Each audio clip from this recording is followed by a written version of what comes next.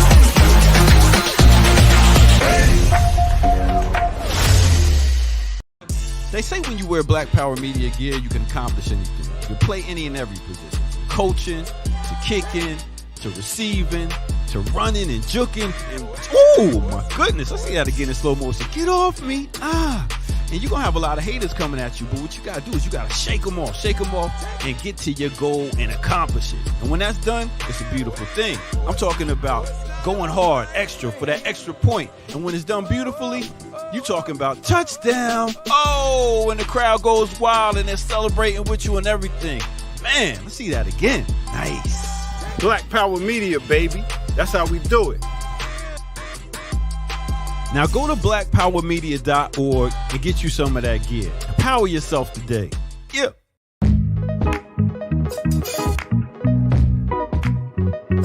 I mix what I like, what I like, what I like, what I like, what I like.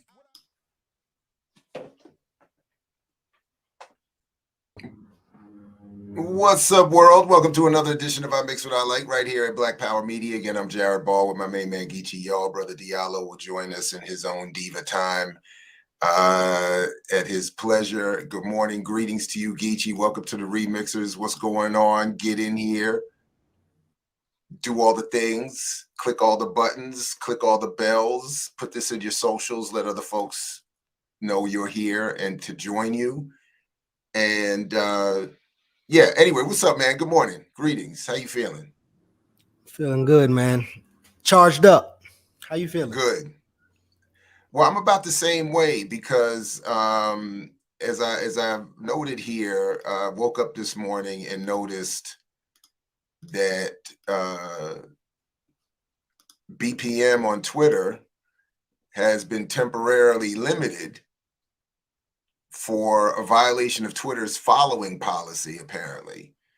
But there's no explanation as to what was done, what the infraction was, or how we could avoid making the same mistake. So I just wanted to point out that your boy Elon is already messing with BPM. Damn, and, man. We the Farrakhan's of Twitter. They about to deplatform. See? Yeah, I mean, I guess so. I can't claim exactly. I don't know what a following policy is, and I don't know what it is that we could have done. But for 3 days, we're gonna be in Twitter jail or Twitter suspension, Twitter holding cell. Maybe not Twitter prison, not full prison, but a holding cell for a couple days. So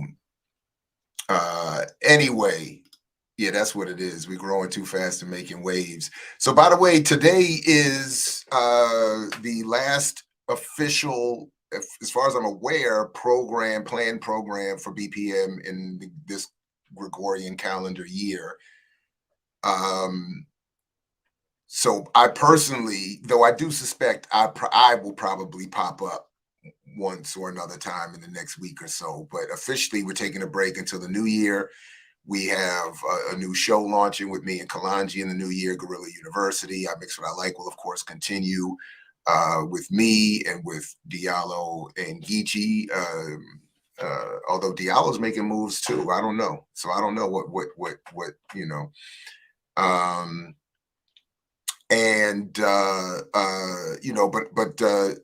Anyway, so a lot of good things coming in the new year. We've grown quite well over this past year, and we're about to celebrate our 2nd anniversary in February already. So just a big thanks to all of you out there and those who will come later. Thanks to you in advance. So, please just continue to help the channel grow. We, again, have big things planned as we continue to grow, trying to represent something obviously a little bit different in this YouTube space. So anyway, thanks to everybody, and let's keep it going in spite of this little Twitter jail thing that we got. I don't even so anyway, I do have a couple other things that I wanted to get to before we get to the meat and potatoes. I don't know if you did yourself, Geechee, but one thing is, I don't know, black don't crack. So Geechee, I don't know. I'm almost never clear how old you and other members of our community are, but I just saw a documentary about MsCleo the other day. Are you familiar with? Do you remember MsCleo? Man, I'm from Charleston, man. Cleo is a Gullah legend, man. She Jamaican, but she a Gullah legend. In fact, is she though? So that's the question. So that was part of the documentary's question. I don't pretend to have followed her. Yeah, she ain't real Jamaican. She ain't a real Jamaican. Apparently not. And I was from that old school of anybody selling you something on TV is fake. So I'm not pretending I never got caught up in some silliness growing up. What's up, brother Diallo? Good morning to you. Good morning. Sorry, I'm late. That's all good. I know. Call me now for your free reading. Call me now. And you were talking about this new. I was just mentioning. I saw this new MsCleo documentary on. I don't. I can't honestly. I can't even remember what platform I'm looking at now. I don't even know what's what anymore. And there were a couple things that I thought were really interesting. I never paid much attention to any of that psychic calling stuff other than the jokes. I never expected it to be real. I do not particularly believe in most of that, if any of it, all due respect. And I just generally think that when people are selling it on TV, it's fake. And I didn't know to what extent it was fake. Although she has always claimed to have some real powers, and people around her, close to her, claim that she had some real abilities, despite the fact that it was clear that she was born and raised in LA, had an acting background, created the voice of MsCleo apparently while she was doing theater in, I think, Seattle, somewhere out west, in a Black theater group. And who a couple members were interviewed in this documentary, and then she disappears from their group, and then and reappears on TV as MsCleo, which for them must have been fascinating. And the one real note that I have, and I don't, again, in the context for me of the woke imperium perspective, I wrote here that it seemed, my one note is, if she gives, it says here, if she gives a motivational message that if she gives a motivational message, the fact that she is lying and masking theft and abuse of people's beliefs and emotions is okay, if it is done to help her overcome her own hurt and identity struggles. Because if you watch the documentary, we get the initial, which is where I thought it was going. Oh, she's a hustler, and she was taking part in a more, in a broader fraud. But by the end of the documentary, it really shifts into the intent, I think, is to make us, we should feel sorry for her. We should understand that what she did was in response to her struggles, in her upbringing. And that involved identity struggles and over her sexual identity as well. And that what we end up getting are a number of non-Black members of the LGBTQ community basically excusing her behavior based on their relationship with her at the end of her life, and the good that she brought to them and other people in the world. And I'm like, but wait a minute. She created a fake identity and then participated, whatever she claimed she thought she was doing in terms of tarot readings and helping people and overcoming her own issues. I'm like, how does this turn into, and I know she's gone, rest in peace and all that kind of stuff, but I'm like, I found it very disturbing that we should be invited to not be critical of her behavior anymore, or even more importantly for me, the environment that invites that, because of her personal struggles. So I was like, wow, so at what point does our personal suffering excuse what level of behavior? So anyway, I just thought, but other than that, I thought it was fascinating. I do feel bad for her on some levels. It seems like she did go through a lot, although we don't really know because we get just vague references to a life of struggle. But anyway, so I don't know. I'd be interested if you or anyone else ends up seeing it, Oh, what did you send me here? Hold on, what did you put in the chat? That's pretty old, though. I did like a voiceover of Cleo back in like 2018. Oh, for real? Hold on. That's the old one, man. The clip is really bad. It's probably old. Y'all really know what's going on. See, Cleo, what you could do? Hey, what you think happened to them boys in America? Oh, y'all got dying that shit there. Most of them boys are dead already. All right, now, first hand beat yourself. We could play Joker, two of diamonds, two of spades. Oh shit, wrong game. I high in this bunch. Okay. But y'all truly forget. So watch my commercial. Cleo, I got blunts and botches in there. This is not a commercial break. We're still on live TV. But you lied, so Okay, I can just play it off. When I flip this card over, your baby gonna look just like Sha Kim. For real? So my baby gonna be woke like Charleston RGB? Nah, I ain't told you all that day. Now that little fucker can have your chin. Hell, I see. Tell a boy call me now for a quick read. Yeah, your baby gonna have that stick up chin. Why I can't feel my face? No, I can do a Chinese shuffle side when the boy call. If a girl that won't slap your boy in your face, y'all never get high by yourself. So call me now if y'all boy want a piece of weed. I'll holler at y'all boy. Wait a man. Yeah, man. Please bring that back. Bring that beat back, Geechee. Hey, y'all boy, call me now if y'all want a piece of weed. Come in now. That was Come nice. in now. That's nice, man. You missed your calling. Yeah, man. And if you were shady, you could turn that into a nice grift. You know, but I mean, can we blame Ronald McDonald for the exploding obesity, rates of the U.S.? Was she just beyond a mascot? How deep did her role in the scam run? She was, well, according to this documentary, and I this is all I can go off of. So I have to take it at face value and understand all the caveats and whatever. But according to the documentary, she was ripped off herself. That she was ripped off in a bad contract signing, and they used her image and likeness to be the flagship commercial for that entire industry. And of course, when you called to speak to MsCleo, you ended up speaking to any number of other, and they interview some of these folks, various levels of qualified psychics, however you can become qualified in such a thing. And as some of them admitted, they felt more like they were just basically doing therapy, unqualified, unprofessional therapy, because the people who were calling, obviously, if you're calling, for those of us who remember, 1-900 numbers at $5 a minute. They were talking about $5 a minute at 2 a.m. You're desperate, you're lonely, you're miserable, and they were taking advantage of it. So MsCleo was taken advantage of, no question. But there was still a willful participation to a certain extent in what I would call conning people, that makes me uncomfortable. So it's like, I always remember, and years ago, when I was in the Navy, as most of us who would remember Playboy magazine, we only read it for the articles. I do remember a really good article that I did read in Playboy, an interview with a discussion about the mafia.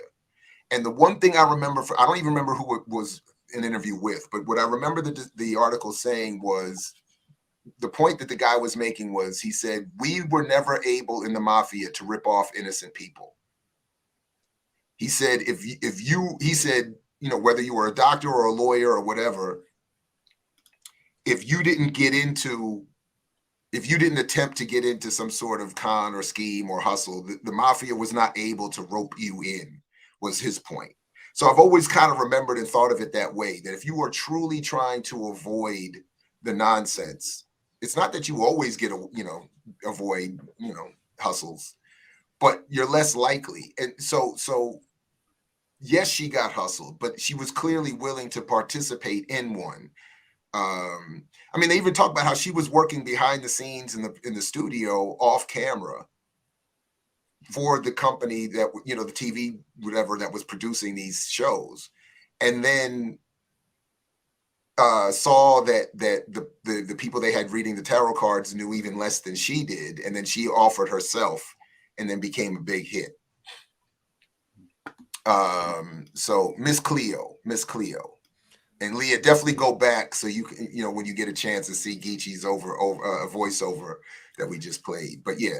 So MsCleo wasn't the only one out there. You had like Peter Popoff, the little preacher. Who else? Jesse Duplantis talking about he went up there to meet Jesus, and Jesus telling him he was doing a good job. Go back in New Orleans. Absolutely. And there was a number of them. It was just that for the psychic network, television network, she became the flagship. They made her the flagship icon, even though she had not she didn't get paid for it. She didn't make a lot of money for it. She ended up suing them, I think, or, something like that.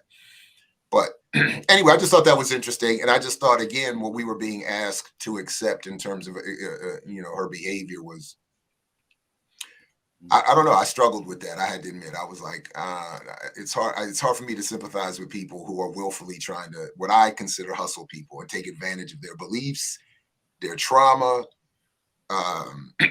with promises of psychic readings and, whatever else. So, all right. So that was it. That's all I had on that. Then one other quick piece that I wanted to mention very quickly before we got to the Will Smith thing was, I was asked by Sister Aaliyah, who works with Brother Josh in the background, helping us out here, my thoughts on DeionSanders' recent visit to ShannonSharpe show. I don't know if you all watched any of that, but when Shannon came to him at Colorado, he talked about his missing toes and stuff. Yeah, I've only seen 2 or 3 extended clips. I think it was like a more than an hour long conversation on ShannonSharpe's podcast. I think he did go to Colorado though. Yeah. Let me admit this real quick to Diallo. Sure. I did in my old football days. I kind of got wrapped up by some of them "I'm coming" messages that he had. So I felt like I was back in college again, and I was kind of watching a whole lot of Deion lately. So yeah, I'm always interested in your thoughts on this. I know you because you did play ball at the college level, which is its own different experience from any other level, or for those of us who didn't play at all in any organized fashion. But so I'm interested to hear what more if you want to talk more about it. But I just wanted to read the short text that I sent.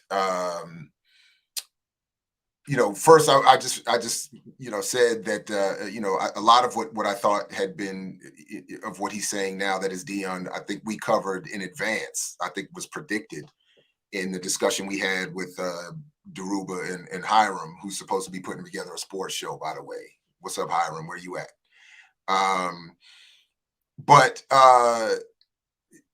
Because at the one of the clips that I was sent was when Deion is saying, basically, as I'm taking it, I had to go to Colorado because to get any real money, I got to go where the donors give back, and Black people don't give back to HBCUs. Only 7%, he said, give back. And he said, I think that's a problem. So as I said here, to me, it's no different than the buying power argument and this nonsense about Black poverty being connected to Black refusals to support Black business. So he is avoiding the very economic relationship and condition Black people suffer. Give what back? Again, I went to Frostburg State University in Maryland, a mostly white school, but Division III, where I had intended to play football and never could because of an injury, by the way, just whatever. Because of the small stadium, I think what are you going to sit in at Frostburg? 1,000 people, 2,000 people?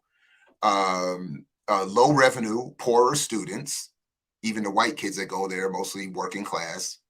And nobody is saying give more money back so we compete with the University of Maryland. So in other words, Frostburg, a Division III school, part of the Maryland system, is not even telling its own white graduates, and much less the Black ones, to give us more money back after you graduate so that we can get a bigger stadium, get a bigger contract, and make it to Division I and compete with College Park, the flagship university, Maryland University, and play with them in, what are they now, in the Big Ten now? I don't even know what league they're in now. They used to be in the ACC. I don't even know where they are now. So in other words, so it's the same argument that I'm just reviewing Marissa Baradaran makes about banks, which is admittedly odd to see her working with One United Bank, despite her saying Black banking has been anemic in helping close the racial wealth divide, et cetera. So, but what she says there is like, it's just like, or maybe I'm thinking of another source, but the point is even small white banks can't do vis-a-vis big white banks what we're asked to do with Black banks. In other words, small white banks are in the same position as Black banks. They have low revenue, low deposits, not a lot of investment opportunity. Whatever they're investing in can't expand to grow and compete with larger industry and so on and so forth. So in other words, and then the last point is, again, that I did not, I didn't say all this. I'll just repeat my other point lastly, just quickly, is that there is a function here, a colonial political economic relationship that HBCUs have to the broader university system and that sports have to that system itself. And the idea that any HBCU is going to be allowed to intervene and intercept and interrupt and upend Colorado's money and Alabama's money, and you know what I mean? Like it's a complete fantasy. So the only thing that bothers me about Deion is that he keeps promoting it and protecting himself as this and promoting himself as this black superhero when he's getting a bag. Congratulations. Anyway, go ahead. Diallo, I think you're muted, man. I think both of you are muted, actually. Or you're not plugged in. I don't see you muted, but I don't hear you, Diallo. And Geechee, you are muted. Yeah, so I know I was muted. Diallo, you were saying something? Can you hear me? Yeah, there you go. There you go. Yeah, my whole setup here is janky. You know. But what was I? Oh, I was just saying that what's worse than him promoting it is that we buy it. It's kind of like the MsCleo thing. You know, it's a two-sided relationship. They sell it, but somebody got to buy it. So what's much worse than a ball chaser and a minstrel like Deion selling that bullshit is that people are so readily willing to buy it. I mean, it's like some type of validation, you know, this inferiority or ingrained inferiority complex. And you have this whole weird subculture of black people that think that they're the good black person and that there's this massive horde of bad blacks who aren't doing it right, who haven't figured it out. And if they would just get it together, but they never count themselves amongst the horde, you know, and the horde we're our own worst enemies. We hold our back. We don't give to our colleges. We don't buy in our own community. You're a crab in the barrel, Diallo. But, right. But there's there's all these black people who are like, I'm the good one. I ain't the one. It's all those other blacks holding me and Deion back, man. You know, I'm like, they identify and resonate with Deion, who's worth 50 million or more. They resonate with Deion, even though they are down here with us at the bottom of the bucket. You know, they think so. It's the people who buy it that are more tragic than the people who sell it. Plus, he went from this idea of talking about how he's there because he don't need the money, and then he go run for the money. And while he going to run for the money, this Negro show up at Colorado in his private jet. Like, how many coaches got private jets out this motherfucker? So, yeah. No, it's really bad. It's really bad. And what I also found frustrating in watching what little of that interview that I did is that to what I was suggesting about your experience, Geechee, is that once you've been at that high level of college or certainly professional sports, you have to, well, we're talking about college, you have to know a little bit. You have to have seen a little bit of how it functions. I would assume I don't expect players to fully understand the full economic relationship and workings, but you have to have some. It seems to me there would be some understanding of the big time university athletic system vis-a-vis smaller universities, and this idea that any small university, black or white, can somehow catch up by simply the graduates giving more money back. What the hell are you talking about? I mean, So I went to a small school, NAIA school, and I remember. So we, you know the boosters. There's a lot of boosters who pretty much take care of us. Like you come to your room, you find PlayStations, and you get free food and shit like that. But there was this one guy who's gonna give us $1 million for the football team, and the AD was like, "Nah, we're gonna spread that $1 million out." Like, and he would try to give it to all the sports and the college. So upon seeing things like that, and then we actually had a coaching change. So once you have a coaching change, if you recruited, you get to go back in the portal, or you get to get recruited again. But I remember we had a coach come in, and he paid himself as the offensive coordinator, offensive line coach, and the head coach, and he pretty much run the program to the ground. We had a quarterback was in the record books. He sit him down, he put his quarterback in. And it was just like a mess. And I actually I graduated early, and I had another football season. He asked me if I want to come back. I said, hell no. Like, I'm done. Like, I don't want to play football ever again. So I will say, and I don't know, maybe we should maybe organize a viewing of this. But I'd be interested in your thoughts, given your experiences. But those Last Chance U series on Netflix. I've watched some of the football ones, and if you watch them with a certain lens, as I think you have to with any mainstream media, there is value there in seeing how these systems work and what pressures are put on players and coaches, and just the point you just made happens even on one of those seasons where a new coach comes in and has his preferred players, and it messes up people's plans. Like it can mess up entire careers if you're sidelined or put in a different system, if you're not used properly, not given enough, whatever. So I mean, it's anyway. So, but really my point, and then I will just stop here, is that Deion and Sharpe are not particularly in this instance, helping people understand any of this. They're promoting more of the mythology. Can I say something out of place? Yeah, real quick. I know you're gonna take us off of the ball chasers, but one other thing. So being lured into a team. So for instance, Deion brought people into Jackson State, and they asked gonna be stuck at Jackson State without Deion. So my first college was Shawan University, and I ironically got recruited by Lou Saban, who's a Buffalo Bills Hall of Fame. He coached O.J. Simpson. This Nick Saban's pops, right? No, Grant. Uncle. He's a uncle or something like that. Uncle. But this dude called me almost every night at like 6 o'clock saying, "Yeah, you come in." And the minute we got there, he retired, and he brought like a bunch of athletes to the college, and he was out. So it's like shit like that, and it actually harmed me because one, the school didn't have my major. I already knew my major was going to be communications, and I was willing to find another major just to play for him. And I was like, "Yo, left." Right after the first season, he was out of there. Diallo, quickly, I know you wanted to bring something up, but we did have a specific question about what a ball chaser is. So I wanted you to give your definition. Well, a ball chaser is an athlete of what I call an athlete. Basically, that's what it is. I think when I call it that, to kind of put it in its proper perspective, because of the level of influence and power and inspiration and love that we have for especially pro athletes and college athletes, and it's ball chasing, and that's all it is. It's not relevant. It's not impactful. It's not worthy of the attention and support that we give to it, and the revenues that it extracts, and the resources that it extracts from our community, the time and attention that there's so much put behind ball chasing. So it's what I kind of call my umbrella term for pro sports and college sports.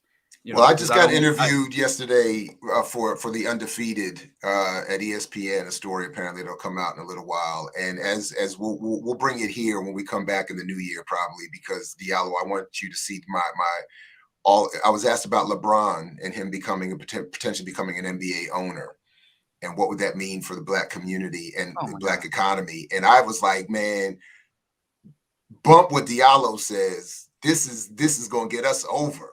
LeBron owning an NBA team is better than Barack becoming president. We are about to win. You know what I'm saying? It is the culmination of Will Smith's emancipation story. Right. LeBron. So wait till that comes out, Diallo. You're gonna love that boy.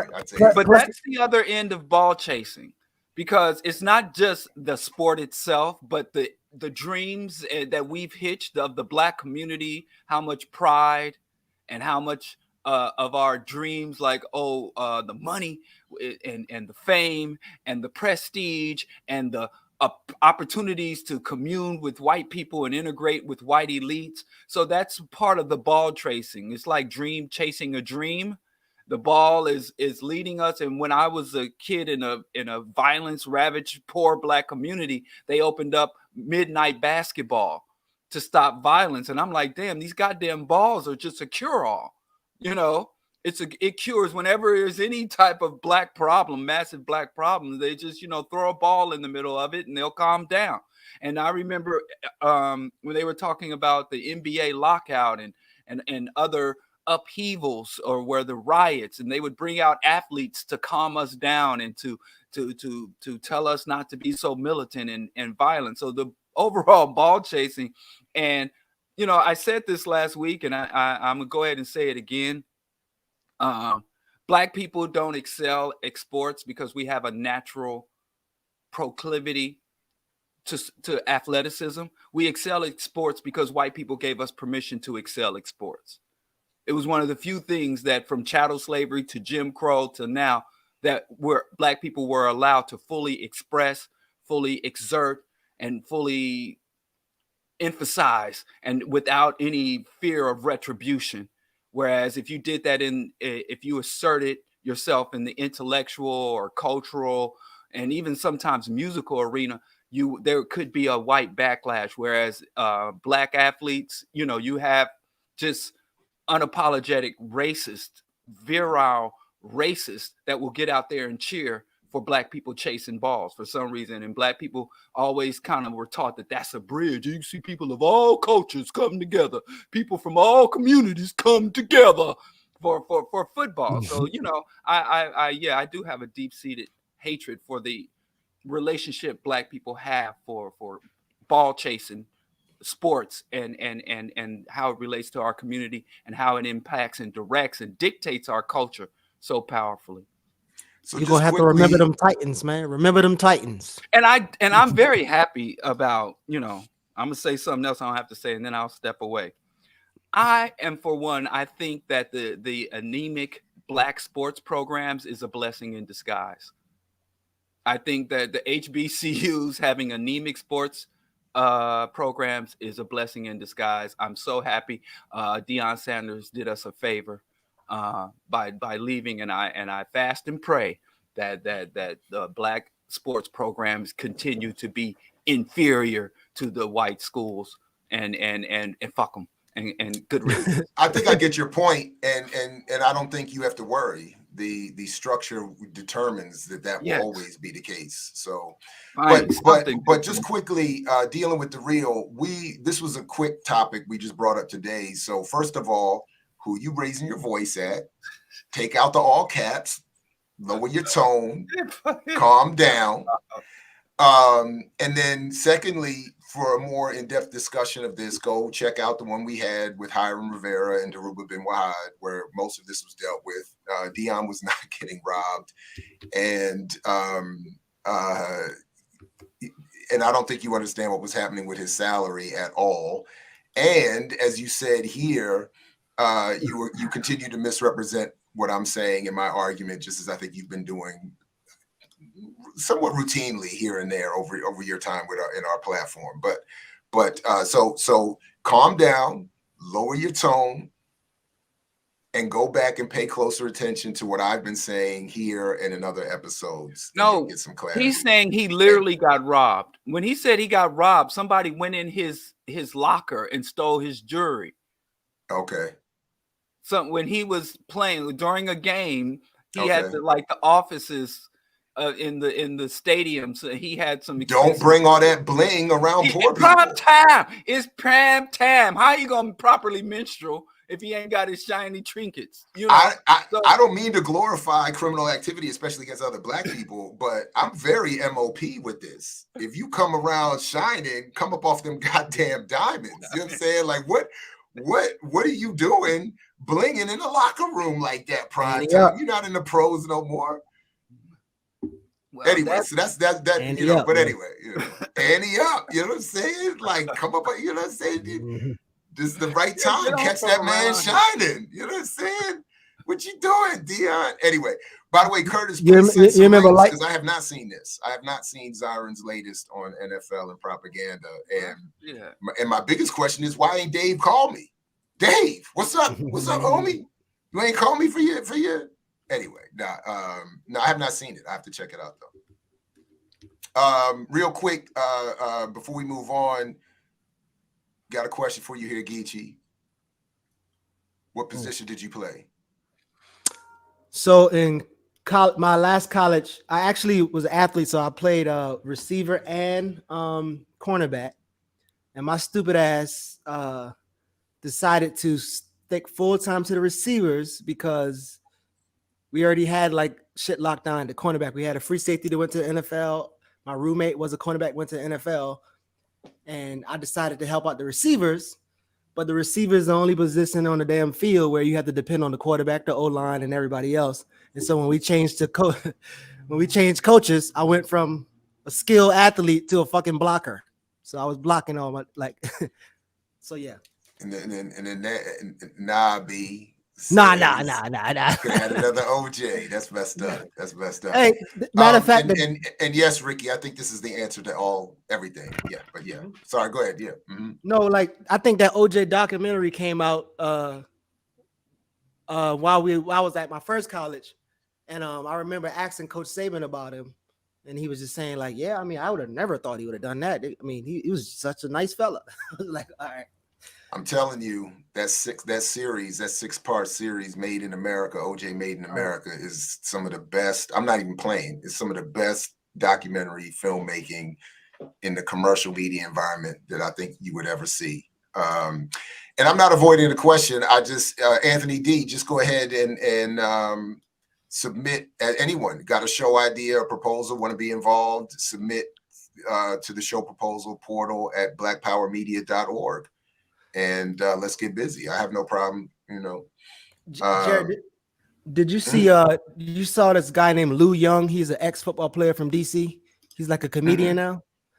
Yo, this dude's so funny. He do some skits of DeionSanders, but like that's actually, I watched the DeionSanders little joints and then I'll watch his clips because it's funny as hell. But dude named Lou Young, but yeah.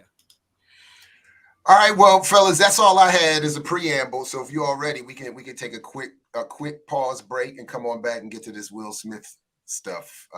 It's a lot. It's a lot. Yeah, get your magic mushrooms ready. Let's go. All right, here we go. I mix what I like.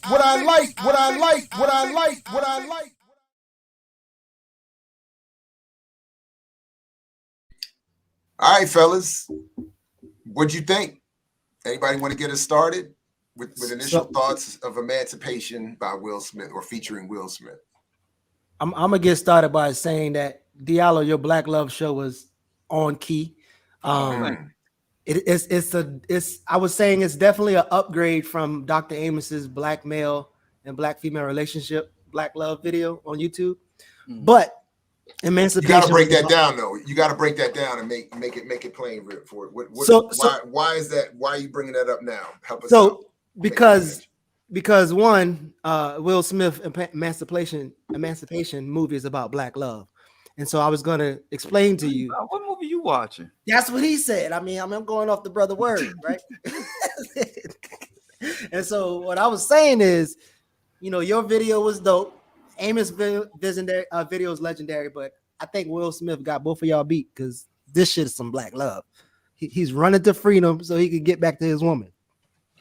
Well, he said that his daughter, he lied. I don't believe nothing he say. Yeah. Will Smith is MsCleo. I don't believe nothing. You know what? I'm going to do the rest of it. Since we're talking about emancipation, I'm going to go ahead and do the rest of the Today Show in honor of emancipation in a shitty Haitian accent, if you don't mind. Yo, man, listen. And that movie is the devil. His Haitian Creole is horrible. Devil. That means that man is the devil.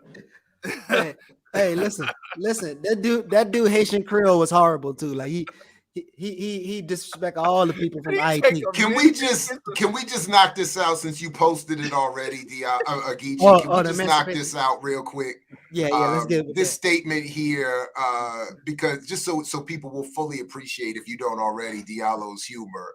The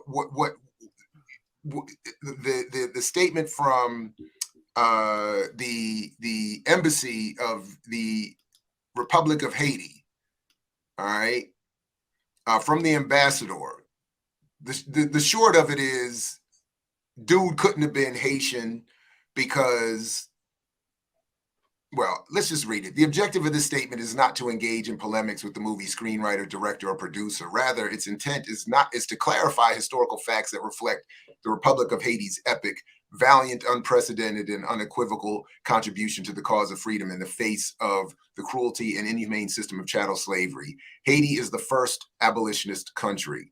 The Embassy of the Republic of Haiti notes the portrayal of a character who is depicted as a former slave in Haiti in the movie Emancipation. Given the historical sequence, namely Haiti's Revolutionary War from 1791 to November 18, 1803, culminating in the Declaration of Independence on January 1, 1804, it is unlikely that the main character, Peter, had been born in the colony of Saint-Domingue, as Haiti was known then, and transported forcibly to Louisiana.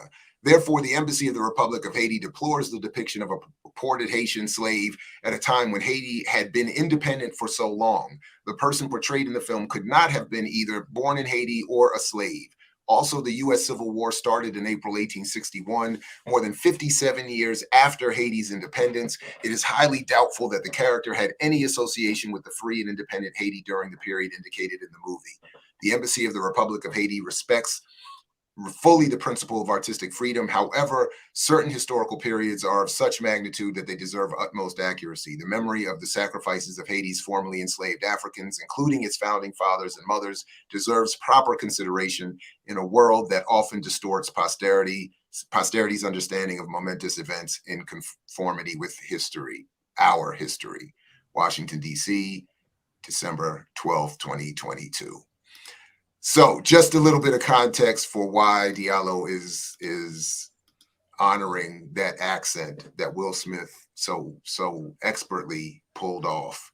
Now, Will's commentary that I saw online was that despite Haiti having previously engaged in its liberation, the character portrayed by Will Smith still could have been born there and would been transported to Louisiana after. I think he was saying they were once the revolution started, people either took their property to Louisiana, hoping to continue the trade there, or something like that. That was Will Smith's. I saw in a brief clip explaining that point, but. Since we don't hear anything about Haiti's revolution in the film, right? Like it's not mentioned. I don't even think it's mentioned. They say he's from there, but I don't think there's any discussion of what took place there. Yeah. Anyway, I don't remember. Sorry, Diallo, go ahead. Yeah. No. Well, I mean, he also misnamed the ambassador. What does he know? Because he referred to his people as formerly enslaved Africans instead of Haitian descendants of slavery. You know. By the way, the tweet where you got that statement, they just ain't doing. They don't know how to. And the tweet where Geechee got the statement comes from one of those reverse hashtaggers who was saying that Haiti is trying to steal the work of Black Americans. That they're trying to steal the clout and the energy of Black people here. I mean, it's quite remarkable. It's quite remarkable. So that's why they were mad at the film. Wow. They're mad at the film because they're saying you're giving the credit for our struggle to the Haitian. Wow. Mess on mess. Yeah, that's it. Wow. So the Haitian descendants of slavery. They didn't descend from Africa. They descended from slavery. Right. No, that's right. That's right. So that was anyway. So, but anyway, keep going. I'm enjoying the overlap so far. Well, he said that it was a movie about freedom. He said his daughter, he lied and said his daughter has said, "Daddy, don't make another slave movie." And he said, "Honey, this here is not a slave movie." He said it is a movie about freedom, not slavery. He said, remember, he was more emphatic, Diallo. He said, "I would never make a movie about slavery. Never. This is a movie about freedom, baby girl." Right. Yeah. You know, I for one never, I kind of, the whole Black people being sick of slave movies. I mean, I never kind of grow tired of slave movies personally. I don't know. Maybe it's just another defect in my own outlook. But, you know, to me, it's not the fact that another slave movie exists. Like I said, it's the quality of the narrative, of the story, of the cinematography. You know, I think the story of slavery should be told as often in as many ways as possible. You know, and so I don't really have an issue with quote unquote all these slave movies. You know, I don't get bump heads with people who say they're sick and tired of slave movies, but that's not, to me, it's just the quality of the message. You know, I could watch, you know, Sankofa all day, you know, every day. If we were putting out Sankofas by Holly Guillermo, I could watch those type of movies, you know, every year. It's come out, you know, every time. Just I still think that movie's overrated. And I admit I have a personal issue with Garima. I admit that. But I still think, so I put that on the table for consideration. But I think that movie's overrated. Definitely. But I get your point. I get your point, though. Yeah. It has its issues, but I mean, in the whole catalog of slave movies, I think it's one of the better ones. Even though I put Quilombo up there too, if we talk about Quilombo, yeah. Yeah. But I mean, but then Will Smith said a voiceover though. You need an English dubbed version of it.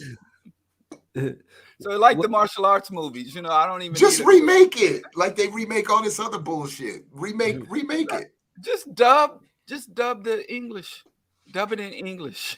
But that's definitely up there. But like I said, you have your Quilombos, and then you have your Emancipation, which is when it first started, the color palette and the opening, I'm like, wow, this is some cinematography, until the acting is so bad. You know, I mean, and it's beautiful.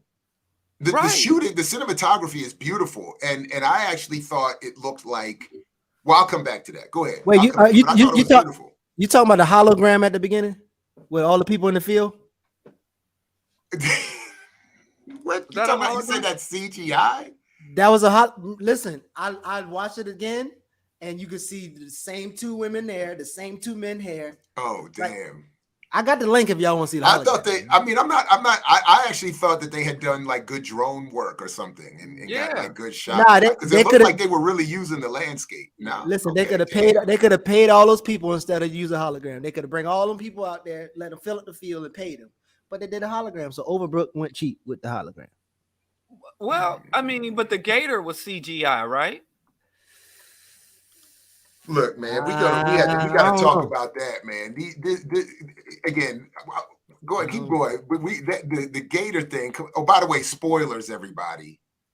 I don't think we were clear on that. Ain't nobody go see that shit. Shame on y'all. They keep giving us inspirational movies, and black people don't give back, Diallo. They don't give back to their schools. They don't support their businesses. Who went to see Red Tails? Yeah, I saw Red Tails, that madness. I saw it. I didn't pay for it, but I did see it. Wait, I think my homeboy was in Red Tails. Wait, Red Tails? Was that the Shame on you. The Red Tails, it was the love story, the World War II love story between that black pilot and his Italian girlfriend. Oh yeah. You didn't go see Red Tails.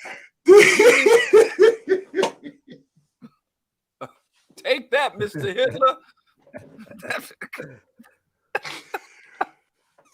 Hey, you know what? I talk a lot of shit about it. But when what was quietly some good World War II, black World War II was that Spike Lee movie that was partially about the retribution against the Nazi. It starts off with a Nazi getting shot in the face in a bank, I think.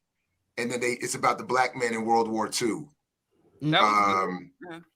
I thought he did pretty well with that's how I remember it, at least. But Red Tails was complete madness, complete and utter madness. But anyway, keep going, fellas. Yeah. My homeboy was Neon Edwards in Red Tails. Oh wow! Congratulations, that's what's up. I mean, I don't know about congratulations, but yeah, he was in there. Well, I mean, the movie was terrible. I mean, I'm glad, I'm glad if someone is an actor in the field, gets a role, gets a gig. I can appreciate that they got a gig, even if I think the movie was horrible and politically works against our people. I'm still happy for the individual to get a gig on some level. I'm not mad at that. Am I wrong? Miracle at St. Anna. That's it. Thank you. Oh yeah. Am I wrong? Is it true that the Red Tails is one of the most expensive black cast movies ever made? What? How could it be more expensive? Harlem Nights should have that title of all the classic black films with a great cast. Cuba, Terrence. No, not. But in terms of Terrence Howard. Oh man, Terrence Howard, who's found a new science. He's starting a cult. He about to be paid. He's doing something big. Yeah, George Lucas produced it for his black wife. The main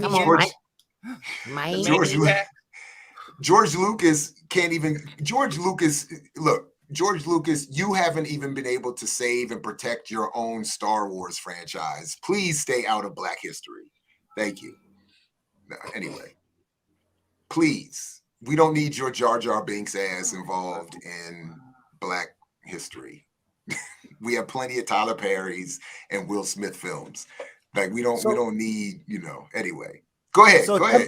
So tell me this. I think during the war scenes on this movie, I saw a lot of black on black violence. I saw very few. I mean, I don't know if y'all was satisfied with the white blood spill, but I made a point. I gotta say, if I have any positive commentary, relatively speaking, white folks they get it.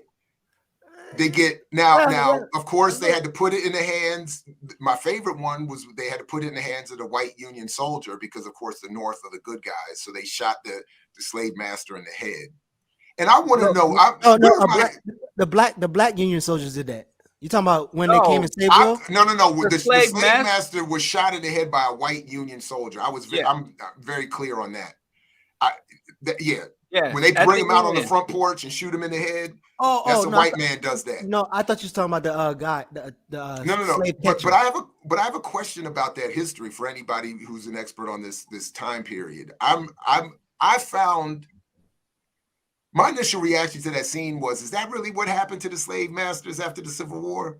Were they really pulled out on the front porch and executed? I feel like that's not what happened. No, they actually got compensation. They got reparations. That's what I thought. It was like they got reparations.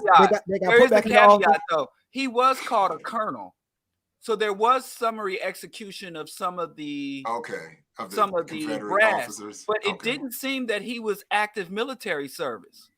He looked like an old man dragged out in his robe on his porch. That was my confusion because there was summary execution of some of the generals and colonels and some of the Confederate officers. But Will Smith takes some white folks. He shovels a couple to death. Whatever he could. So I was like, they trying to mess with me, and they took a couple.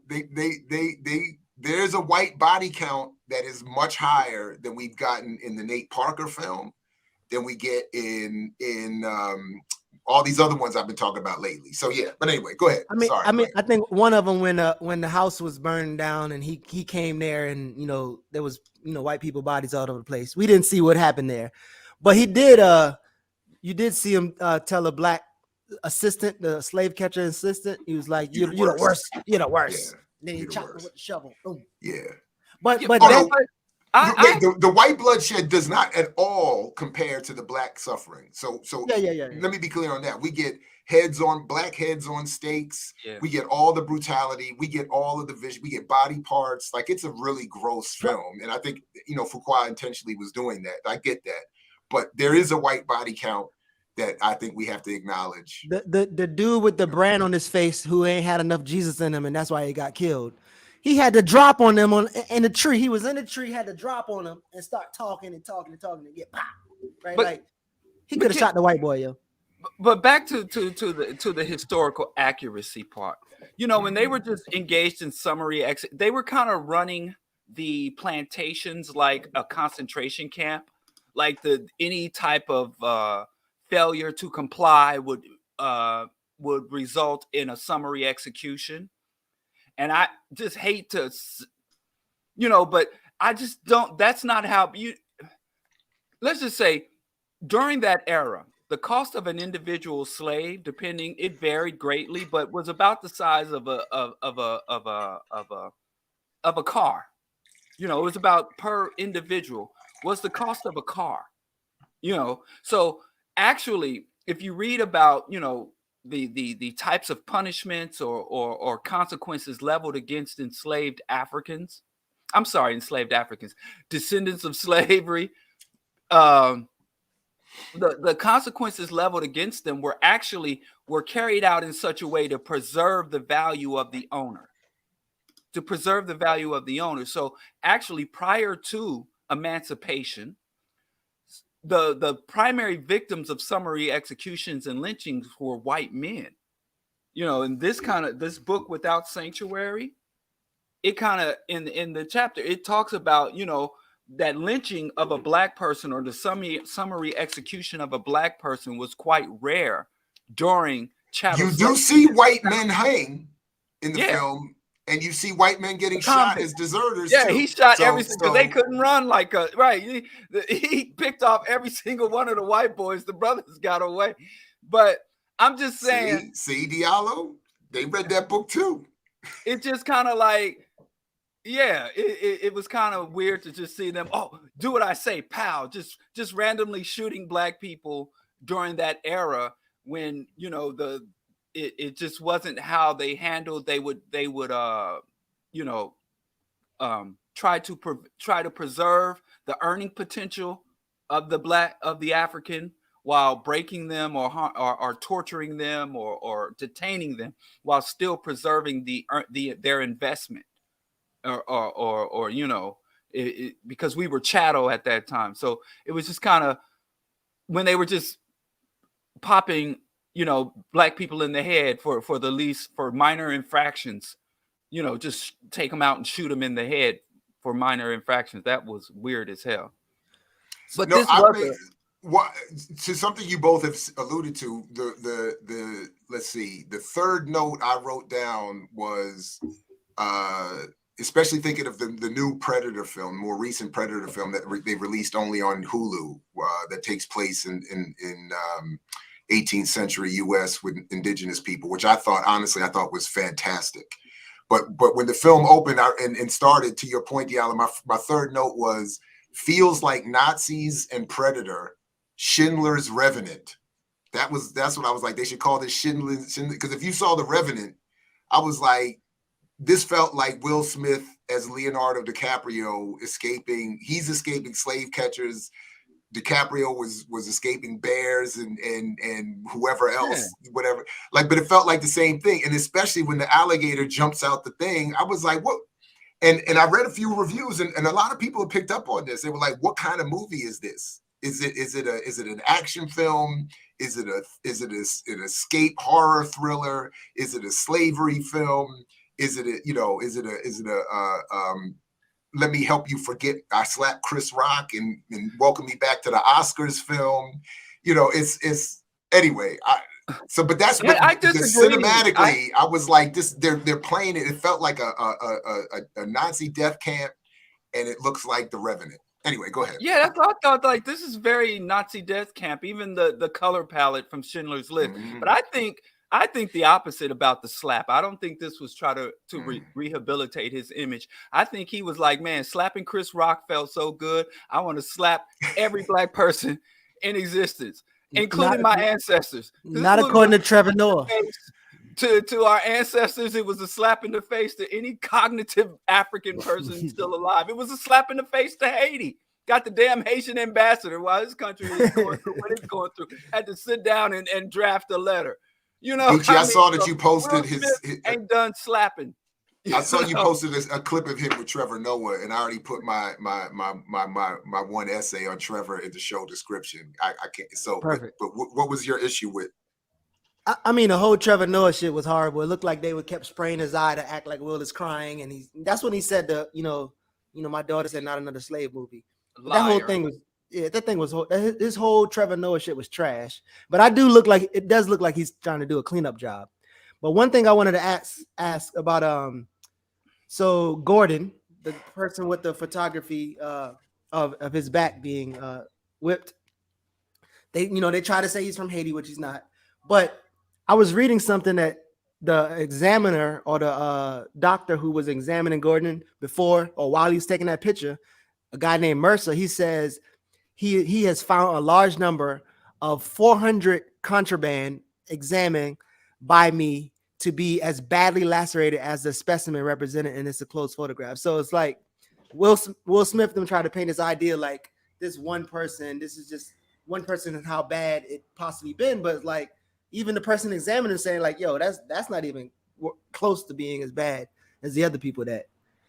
So that's the thing. So it says it's based on a true story, and what they really mean is it's based on the limited information known about this one infamous photograph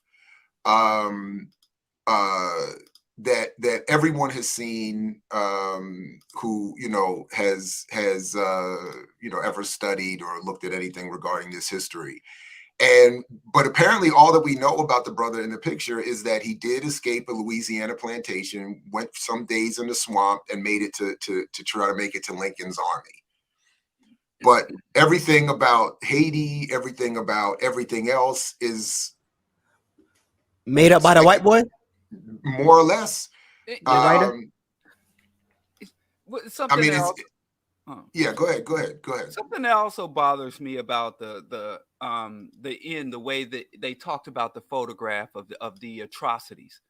They took a picture of this brother's back, and it went around the world, and it fueled an anti-slavery. Like in my study of white history, that if only we knew bullshit is like, it blows my mind. How many European peasants? I love that you bring that up. I said the same thing. Yep. Sorry, a sadistic lord or a sadistic nobleman was like, if only the king knew. How many peasants, European peasants, were under the thumb of a sadistic king? If only the Pope or the Holy Father knew. If only they knew. And the atrocities going on in Africa, the colonial governments in Africa, and the Africans are like, if only the prime minister, if only the queen knew. I mean, we probably got brothers in jail right now. It's like, well, if only the warden knew, or if only the governor knew. Like this, if only people, these motherfuckers, they know. Is my point. They freaking know. That photo didn't gasp. Can you believe the horrors of slavery? The white men in New York City who were investing, who were bankrolling and profiting, who had the ledgers with all the cotton and all the commodities exchange here in Chicago, the clean, modern metropolitan centers of America, which oversaw, financed, and cooked the lion's shares of the profit. Here, the commodities change, which is still here. So they know. So Will Smith is pushing so much mythology and bullshit. That's one of the when white folks find out what's really going on. When the truth come out, Dr. King marching in the streets talking about, yeah, they'll spit on us, they'll sick dogs on us, and when the world sees how we being treated down yonder, then all of a sudden, I wish we would break this if the right white people had the knowledge, if they knew what was really going on. This is how I felt about it too, in terms of the use of the picture, and especially how it was reported that the white producer, took that original picture as part of the promotional materials for the film, as they're trying to push it to get an Oscar. He went somewhere. Apparently he had to come out and apologize after the fact. To me, the whole thing is disrespectful. To do a film that doesn't break any of the traditional tropes that we get in with these films, to do a film that doesn't, I think, do better in highlighting the overall rebelliousness of enslaved people by that time in history, to make the overt connections that they were making themselves between Haiti's rebelliousness and liberation and the enslaved Africans here who knew about it, were in communication about it, and were inspired by that. Like, in other words, the film does what all these other films have done. It reduces Django and so many others. It reduces the plight of this man to his concern mostly to be about his family and not about the institution of slavery, not about the destruction of the context, and so that they can tell us it's a love story, it's whatever the hell else they want us to tell us. Anyway, so and then to your point, Diallo, I have the same reaction. I fully agree. This whole thing of if they only knew, like what. I was like, it looked so exploitative to see that scene with Will Smith taking his shirt off, to see the two white characters coming in to take the photo. It's like, it's like I thought it's like those are the origins of the social media influencer taking credit. The white girls on TikTok taking credit for black people's dances. Anyway, go ahead, Geechee. So real quick, I hope Nani from Baltimore is in the chat, because he said how much he loved the movie and all his other things. Oh, wow. But that aside, so a couple things. What's his Fuqua? That's his name? Antoine Fuqua, yeah. So on an interview, he literally talks about how we need to watch out for the commodification of images like this, right? Right after he says this, he's making a movie about it. He's getting paid from it. And then his stupid ass talk about his Emmett Till thing that he bought, his art of Emmett Till he bought. So he literally talk about the art, the commodification of this, and then go into that. Now, also, I want to bring this up too. The way Will Smith present this idea of this thing was the height of, hold on, what's that noise? Okay, the height of white patriotism, white violence. This was the height of it. This picture was the height of it. And so I want to go into this probably gruesome image or gruesome idea that happened to Mary Turner in 1918, right? And when you think about this movie being this like a religious story and the like evangelical efforts that the Southern whites had when they killed Mary. Trigger warning for the story. Yeah, trigger warning, super trigger warning, right?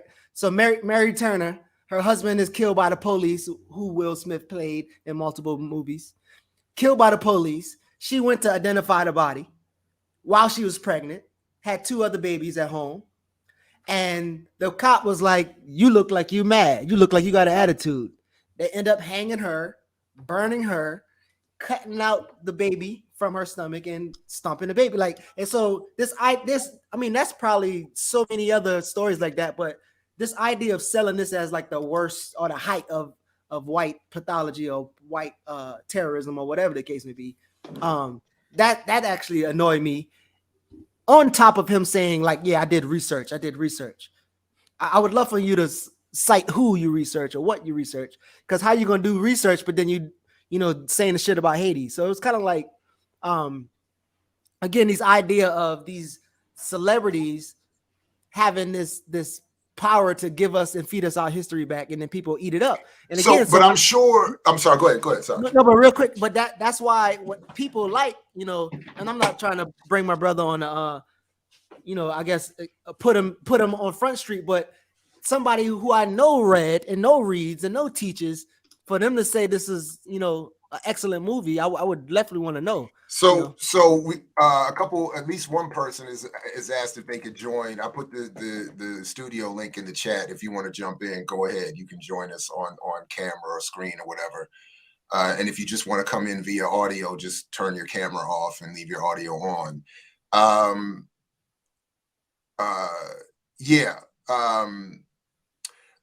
What was I just going to say though? Oh, by the way, so I'm sure in the extended clip of his interview with Trevor Noah, he went into how this film inspired him to study the history of the Haitian Revolution, to do a film on it, and then to talk about the contemporary condition of Haitian people, who many of whom are living in, unfortunately, very similar conditions to those depicted in this film, even in 2022. I'm sure that was in that clip, that beyond the segment you shared with me. So I'm just going to take for granted that Will Smith is doing that work. Because Diallo, he said to his daughter, I'm not making a movie about slavery. I'm making a movie about freedom. So therefore, I'm sure. Well, actually, it's a movie. It's a movie about Christianity and faith. That's the that was my next point. I'm ready for that too. Let's go. Tone, which kind of blows my mind, being that he likes to flirt with New Age-ism. He likes to flirt with Scientology. He likes to take checks from Dubai, the UAE, and other, Islamic oligarchs to go and promote their shitty little passion projects. So I guess he get money where the money come, but it's just I was genuinely surprised. I have to be honest, because the Smiths kind of pride themselves on being above the peasantry in terms of all this Christianity and all this low-minded, low vibration thoughts, and they talk about. Oh, it's definitely. But Diallo, you gotta understand that Apple cut a check. Even Will Smith says, I cannot pass up this type of money in an interview. Yeah. So they cut a check. So you're going to give up all your religion or your atheism or whatever. But even with the check, I was looking, because that movie After Earth. Who saw After Earth? I saw critiques of it. I cannot say I actually sat and watched that film. I can't watch that film. And that movie was literally a Scientology movie. So I would have actually, the one thing I was expecting to be able to come on here and say, the one thing, at least he didn't push that Jesus shit. At least it was a whole bunch of Jesus. It was, genuinely what surprised me, because if you look at the Smiths, they're New Agers, and they've been very consistently New Age. And the New Age people are trying to transcend Christianity and the old world faith and the Western religion. So I was expecting him to I was just genuinely surprised. I don't think he had to do it, but I said right here. I said in my note right here, a lot of Christ. It's a lot of Christ in this movie. Real quick, we got. We got Anani is joining us. And that's my guy. That's my guy. Okay, so let's respect the fact that he's driving and has joined us this morning. Welcome to the program, Anani. What's up? First and foremost, good morning. I just want to say one thing before we get started. Don't ever wow me like that, brother. Dr. Gerald Ball, you said wow. He said he liked the film. You said wow. I'm gonna tell you why I like the film, and I was explaining to Geechee why I like the film, right? And everything you all have said, your analysis, your breakdown, without sanctuary, but everything you said was correct. When we talk about novice people that do not understand things, there are a lot of movies that will give information that are inaccurate, but it is a stepping stone to understanding things. When I was young and I first seen Malcolm X, I was completely like, oh, that's it. I'm ready to be a Muslim. Go get me a bow tie. I was excited. I thought that Denzel's portrayal was everything. As I've got older, began to read, I found out none of that happened. Wasn't a guy in the jail. It was his brother. I found out that a lot of those things were not accurately true. When we talk about our experience in slavery and we talk about the escaping, right? We do not know, or we have yet been taught more in a depictorial way of what that looked like the wrong of the yes is very kind of the natives, the indigenous folks on their butt the whole movie. I'm talking about being able to see people fight, to see people say, hey, you know what? I'm going to resist. I don't know. I'm not here to say that whatever you all have expressed about the film and its portrayal and its and yes, it was a lot of Jesus, like didn't make sense at all.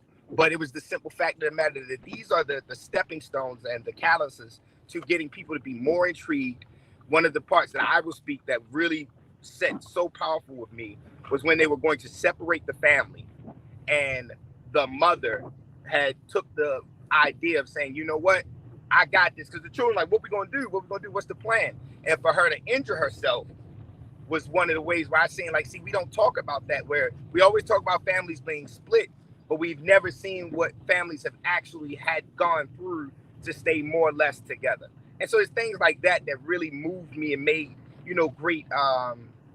great things that I can build on. I do the tours at the Great Blacks and Wax Museum. That is one of the first pictures you will see coming into the Great Blacks and Wax Museum before going on the slave ship is the one of the portrayal of the back and how he was whipped and beat. And so it's good to get a little bit more context. I know the Haitian part was maybe Gabriel Prosser. They've definitely blended a lot of things together, but I'm saying for a novice, for a person that is not well studied, when they see things like that, it can be a stepping stone to saying, hey, you know what? I want to learn about more.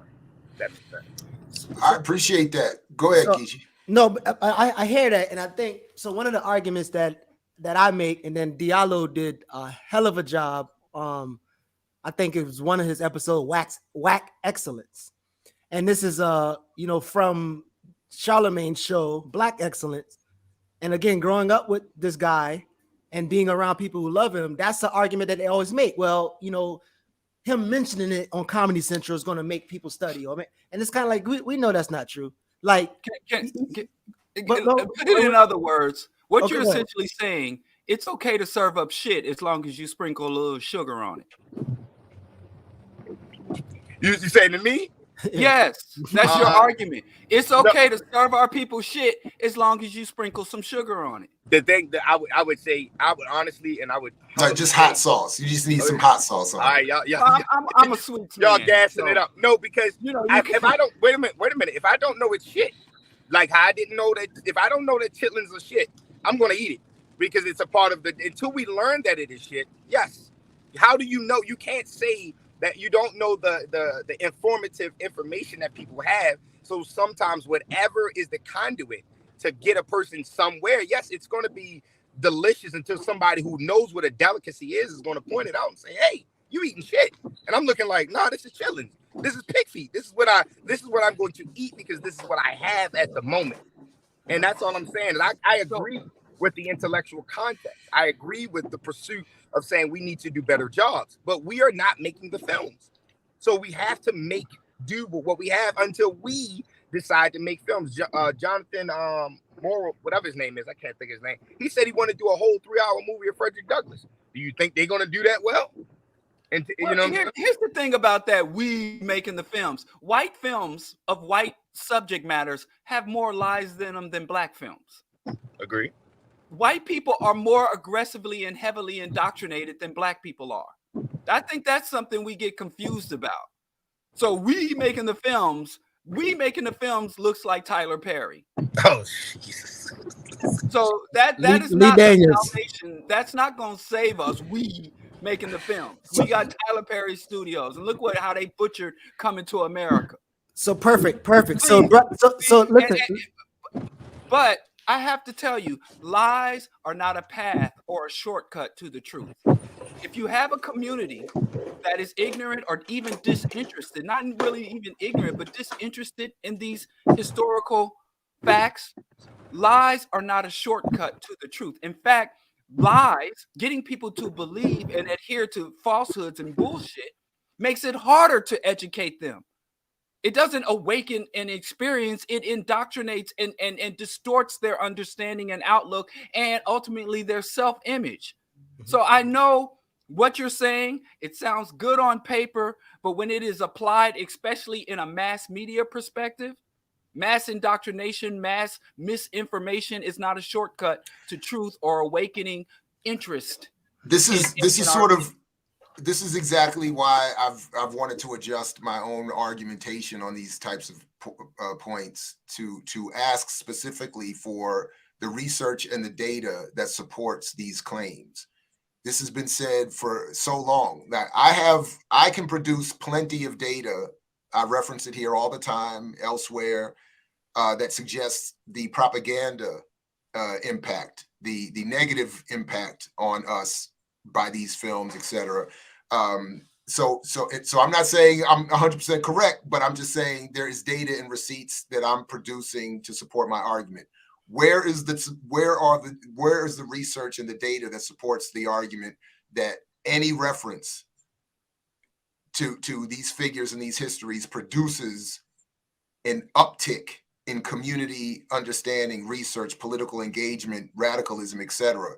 I don't think there's no support for that argument, only the opposite, to Diallo's point. So and I don't think it's hard to test either. So like you could interview people, you can survey people, and you'll see what they get. Like, so two things. People will walk away from this also saying Lincoln saved us. Lincoln saved us. Lincoln saved us. Not Lincoln needed us and used us to win, and we tactically use him. Also, in Baltimore, Lee Daniels did run a pilot for the spook to sit behind the door. I don't know when it's going to be aired, but I can assure you, you're not going to get anybody in Baltimore being able to take away from Lee Daniels' movie or show that this guy went into the system, learned it, and organized street gangs, as opposed to going into the system and changing it. People still today say the spook means go in the system and change it, or go play the game, not learn the shit and organize people. So it's like I can't. Yeah, I've never. By seen the way, Ultra Black. I think this is a response to me. I'm not saying everybody has to be an academic, but I am saying, but I also have confidence in non-academics to request and look for sources or data or information to support their argument. In the same way we would do that for almost any other aspect of our lives. We want evidence and proof. We want references. We even want to hear, who did you hear that from when you hear something from somebody you talk to in any social setting. So why can't people be expected, so in other words, what evidence, or I even ask differently without going to academic research, what evidence or where are people getting this idea that there is a positive uptick? Where does that come from? Well, where are you basing that on? Can I speak to that? But everyone isn't an academic, but revolution is an intellectual endeavor. And I've never come across a non-intellectual revolutionary. I've come across illiterate revolutionaries who were intellectual. So not everyone has formal academic training and formal academic background. But if you intend to make a positive contribution to the just aspirations of African people, especially in the context of empowerment, liberation, or opposition to oppression, you have to become intellectual. You have to diagnose. You have to have an academic or an intellectual grounding, because without that, you're going to end up, just becoming a reactionary. Your emotion is valid, the feelings is valid, but we're going to have to think and contemplate, research, and comprehend ourselves out of this as much, if not more, than fight our way out. So real quick before Nani share again, if that statement, everyone is not an academic, if it's valid and true, then the next question is, okay, well, which academic will you depend on? Because the writers of this movie, they use academics, right? And so, we talking about this shit all day and nobody want to listen, but then when the writers of the movie use an academic, all of a sudden we want to believe that academic. So it's kind of mute to me, but go ahead, Nani. And it was a bad movie, man. Go ahead, Nani. And then I agree with some of the people in the chat, man. We're going to let you go after this because I feel uncomfortable with you driving. Talking. No, I'm done. Thank you, though. I'm done with the y'all are better than Cisco and Ebert. I just want to give y'all that. But I want to say this, and I again, I agree with so many points because I'm red. I see things, but what I do understand too is that there are many different learning ways, and it's through film, and it's through pictures, and those different forms of learning. What you can do is we can talk about how such inaccuracies are portrayed, and we can definitely talk about horrendous acting and tone and color and things of that nature. However, there's also an opportunity to then use this like we're doing now, and then being able to inform people. Like I said, when Malcolm X, and you said you do the research, Dr. Gerald Ball, you know that when Malcolm X came out, the propaganda of Malcolm X, the books of Malcolm X, the hats of Malcolm X, I never knew the quarrel between the Nation of Islam deeper than what Malcolm X had with Elijah Muhammad. And so it all came out, and we began reading more, and more information came out as a result of that. So there can be an uptick of consciousness based on something that, when people have seen the film, said it was totally inaccurate. But that's not what happened, though. But that's not what happened. First of all, you got to remember the history. From my perception. from my okay, I know, but we got to remember the history. Let me let you finish, Anani. Go ahead, my man. Let me, because I do. Because again, if it's a poor example, I'll take every criticism. No, it's cool because I want to learn as well. But I'm just saying that there are same for Roots, same thing for Shaka Zulu. When there were shows that people can always go and say these things are inaccurate. This didn't happen. That didn't happen. But what it does is it gives more insight. So like Cry Freedom, a lot of things in Cry Freedom didn't happen. But, you know, when you see it, you learn more like, oh, Stephen Biko, I never heard of this individual. And then from there, there's a pursuit. I'm not saying it happens for everyone. That's my closing argument, that these things can awaken things in people that would have normally been quelled or continued to be suppressed. All right. Thank you very much, Anani. Take care. Peace. Be safe driving, getting where you're going. And I appreciate you jumping on. Please let me just say this real quick because I forget. Okay. All right. One, we have to remember the history. Spike Lee's movie came as a response to the already existing groundswell in the Black community, largely because of hip hop, actually, in reviving Malcolm's image. So the Spike movie was Warner and the industry, the state's response to that, saying, y'all not going to learn about Malcolm on your own. We're going to give you the Malcolm that we want you to have. So that's the same thing with the Biko film. I mean, that's why I think it's interesting that Denzel has played two of my favorite people in some of the worst films about those people ever. The Cry Freedom was based on the book by Donald Woods, a white writer, and he is the star of the film. They killed Biko's dead in like 30 minutes, and then it's like 90 minutes about the white man and his family escaping. So that's what we. So my real point though is just that these films are the suppressive response to the already existing interest among people for revolutionary ideas, content, and inspiration.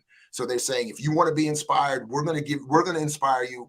And the last point is, when you talk about the value of teaching through other media, that's what propagandists understand. It is they who understand better than we do that film is the best propaganda vehicle.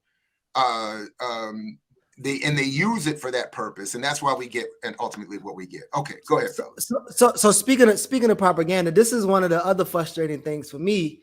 Like, on face value, in the hood, in school, anywhere, you will get massive Black people saying, we don't let white people tell our stories. We don't let white people tell our stories, white narrative, blah, whatever. But all it takes is a white writer to have a Black actor, a Black director, and we riding for the movie. We riding for that shit hard. And it's like, yo, this white boy wrote it. This is what the white boy said. But if a Black man's telling you what a white man said, it's a wrap. So I feel like some of the same arguments as people I know for a fact will be against white people telling our story. But then again, white boy tell a story with Will Smith in it. That's a whole. Yeah, I just was gonna say, like I already talked about the white producer, but this is the writer. So I just wanted, I don't know if this was Anani's point or someone else's, but just to be clear, like, this is not the idea that this is a film being brought to us by Black people for Black people is part of the illusion. Big shout out and thanks to McYagermeister, my boy Diallo sounding like Lennon. Diallo in the Morning Show is my favorite show on BPM. Most folks conflate academic intellectual intelligentsia. Appreciate y'all. Appreciate you too, McYagermeister. Thank you very much. Let me give one shout out and critique to the Christian people. So this book talks a lot about, religion or whatever, right? In the Bible, when I spend my days studying the Bible, this is concept of the non-believers was going to get a sign for God that make them believers. So if Will Smith is the believer and all these good things happen to him, the dude with the branding is a non-believer. Will had the time, God and Will had the opportunity in this film to show a miracle by killing the white man and the Black dude and the other white man who was killing this guy who was being branded, while this dude was protecting Will. The dude was like, give up Will. Where's Will at? He pulled out the knife.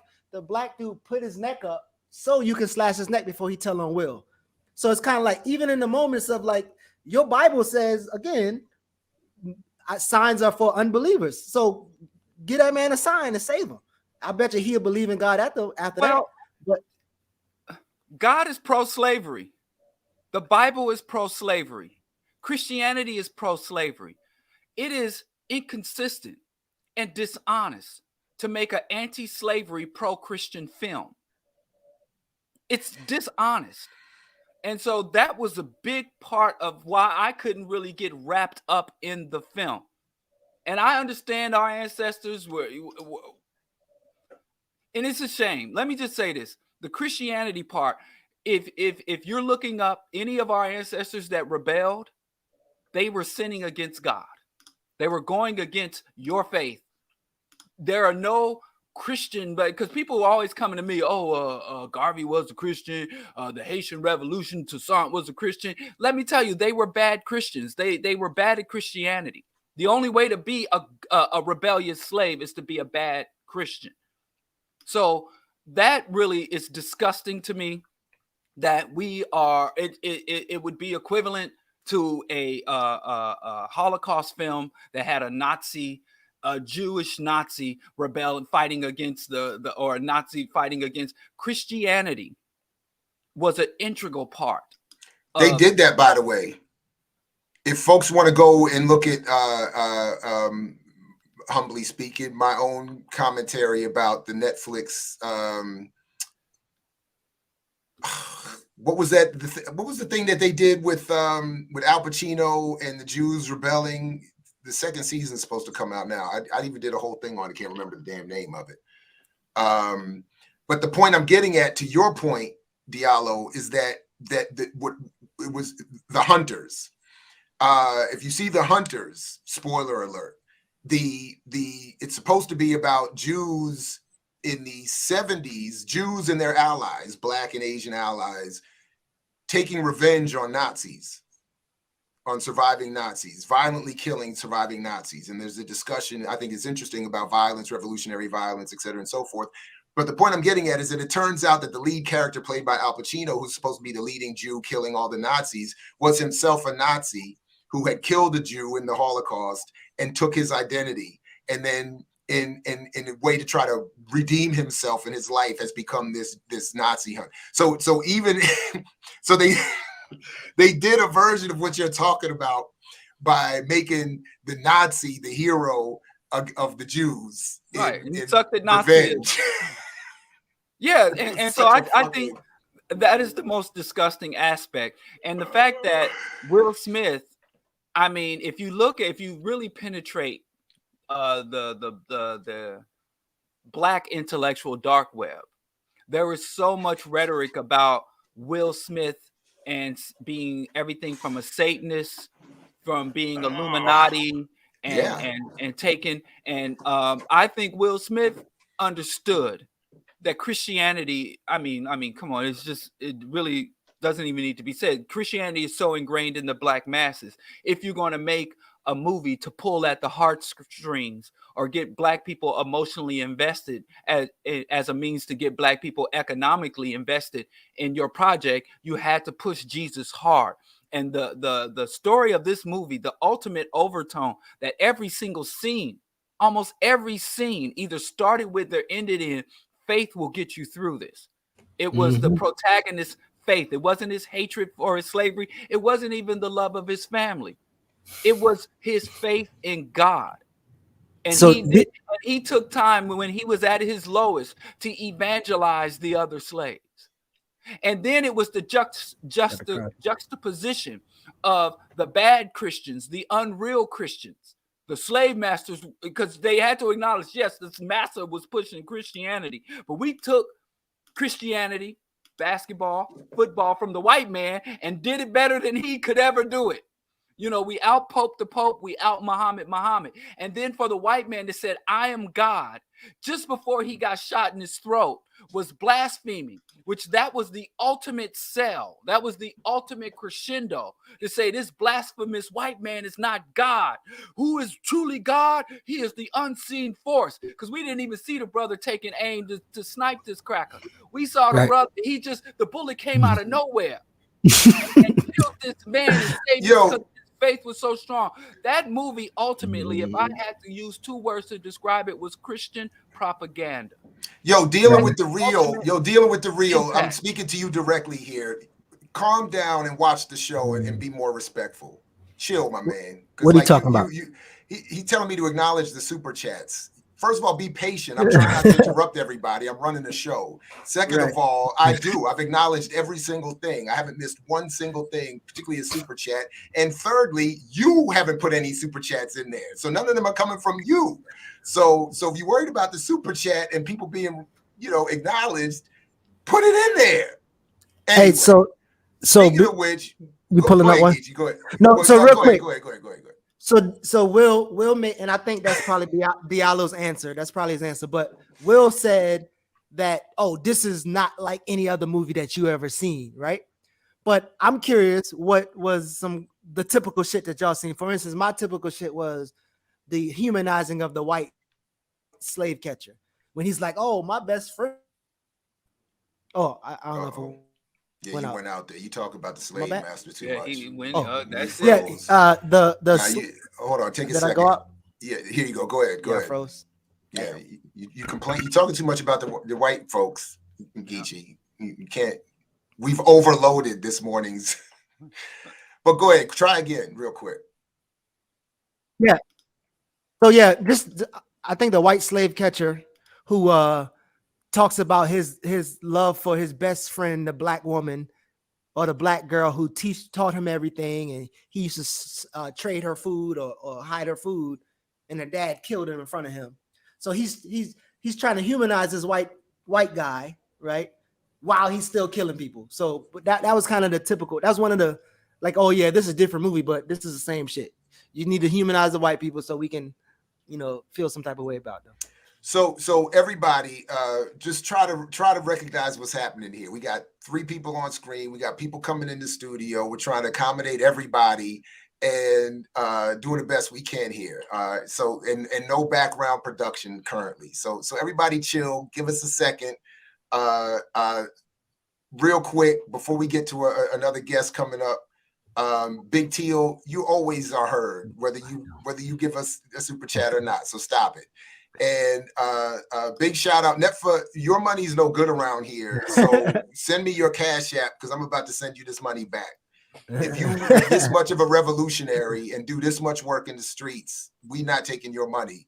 But thank you for recognizing that we are the best morning show in the world and that you are tipping your hat to us. And I mean that collectively, mine, Remix, all of us. I'm saying all of us. And when Diallo's here, I get it. The numbers go up. Everything goes up. This line goes up when Diallo shows up. So it's mostly haters. Bring them out. Again, thank you. The same counterpoints apply to the Woman King applies to exactly. And if people go back to see our own show on the Woman King, to Geechee's point, we even went through the work of the academic they used to back that film and show the flaws in that as well. So we my man Tafari, same thing for you. Really, your money should be no good around here, but it's only $1.99. So I'm not going to be, we appreciate you. Thank you for your support of the program. All right. Dead Man Animations has jumped in. Hey, I'm on the camera. Good to see you. How you doing, everybody? All right. Welcome. What's good? What's on your mind? Man, I'm glad to be on the morning show. Honestly, I'm happy that work ended early, so I actually got to be on and do all that. But I have not seen this movie yet, but everything I'm hearing, I'm like, they're doing it again. They're just making some movie that's supposed to be important to the community, and it's just Christianity. And it's I don't know. I'm kind of tired of that.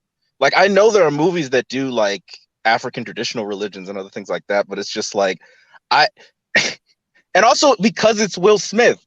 So it's he, like Diallo said, he's into new age stuff. He's into that really Hollywood, I'm trying to clean my soul, I don't really care about any tradition thing, and the fact that he did Scientology. So it's there's just too many elements for them to be pushing Christianity. That's just it really is spiritual slavery.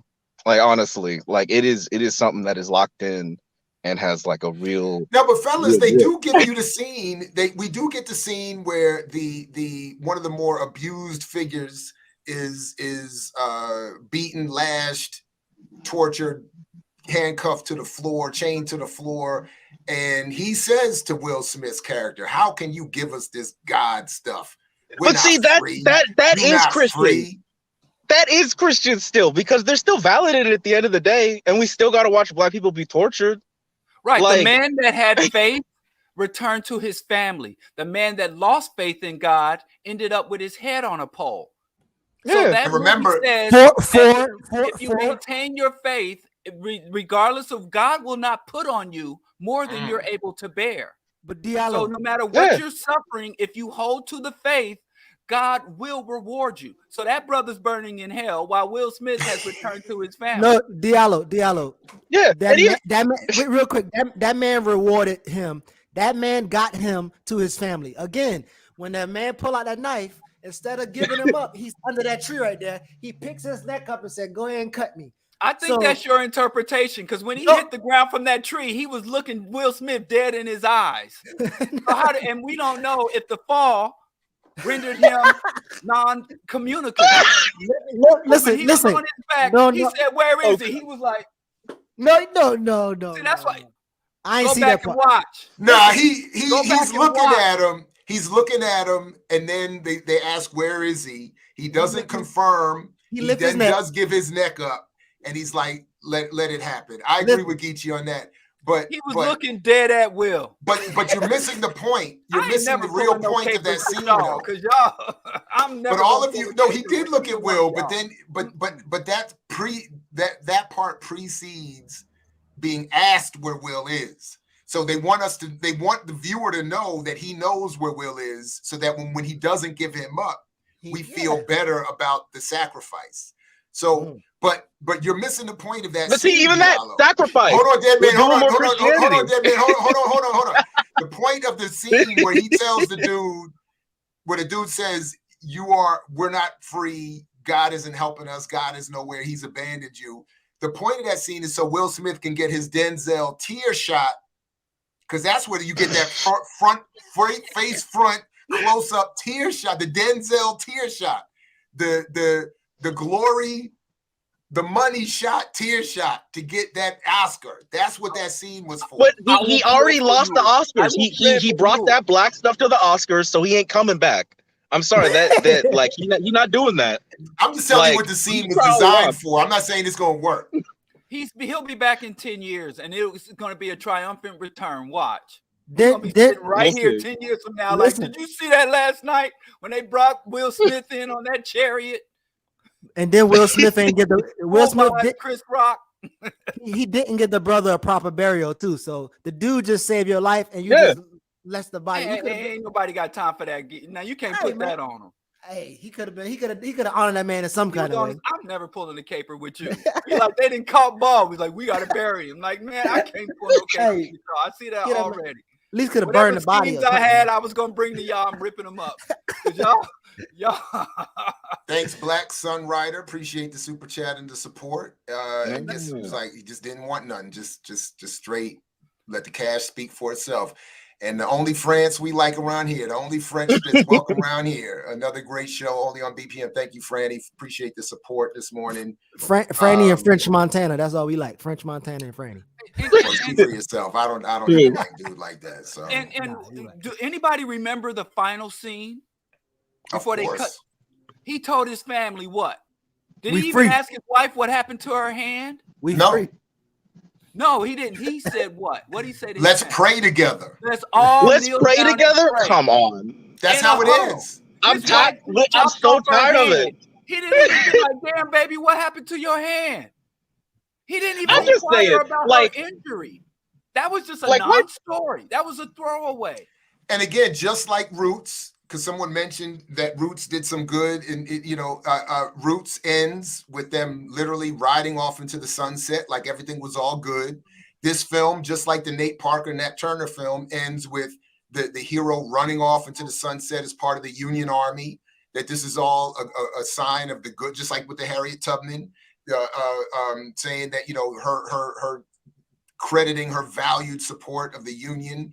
At the end of the film. So it's another thing of saying your fight for freedom, even the use of violence in your struggle for freedom, can only be in the context of supporting the state, the nation as it exists. So everything else, to your point, Diallo, whether if it's not about God, if it's not about serving the Union, it's useless. But if you are serving the Union and God, violence is okay. not caring about your wife's injury is okay. the not worrying about the conditions of anybody else is okay, because there's chaos around them. They just kneel and huddle up. There's all this chaos. People looking for their family, looking for medical attention, looking for freedom. Value. You know what I'm saying? But they're hugged up, and that's, it's like black love, baby. Can I bring up the raccoon in the room? I'm sorry, the elephant in the room. But hold on, Dead Man. Let me let Dead Man. Was there anything else you wanted to raise this morning? I mean, I just wanted to say that, like, the fact that it ends that way, I should have known this movie was going to be like this after I saw Harriet. Like it's just like you can't do one of these movies without, like, our deities are just like Jesus in the faith, and we just got to be real humble about it and just to huddle together. And it's just like, okay, like we like in the link so people can see a real how to properly tell our ancestors' stories in the cinematic way. We gotta put Quilombo in the link. Yeah, Columbo and like Spookus Out by the Door, the two movies that are like, get that Quilombo soundtrack. Woo. Get that. I get, man. I'm gonna let you go, but I appreciate you jumping on. And y'all take it easy. We got to do this again. You too. Take care of yourself. Be safe out there. And I like that. We got to do that more often. I think I like that. So you remember the scene when I guess one of the Union soldiers was doing a census, and Will was like, "Where's my family?" He was like, "Either you go to work on the field or you fight." Right.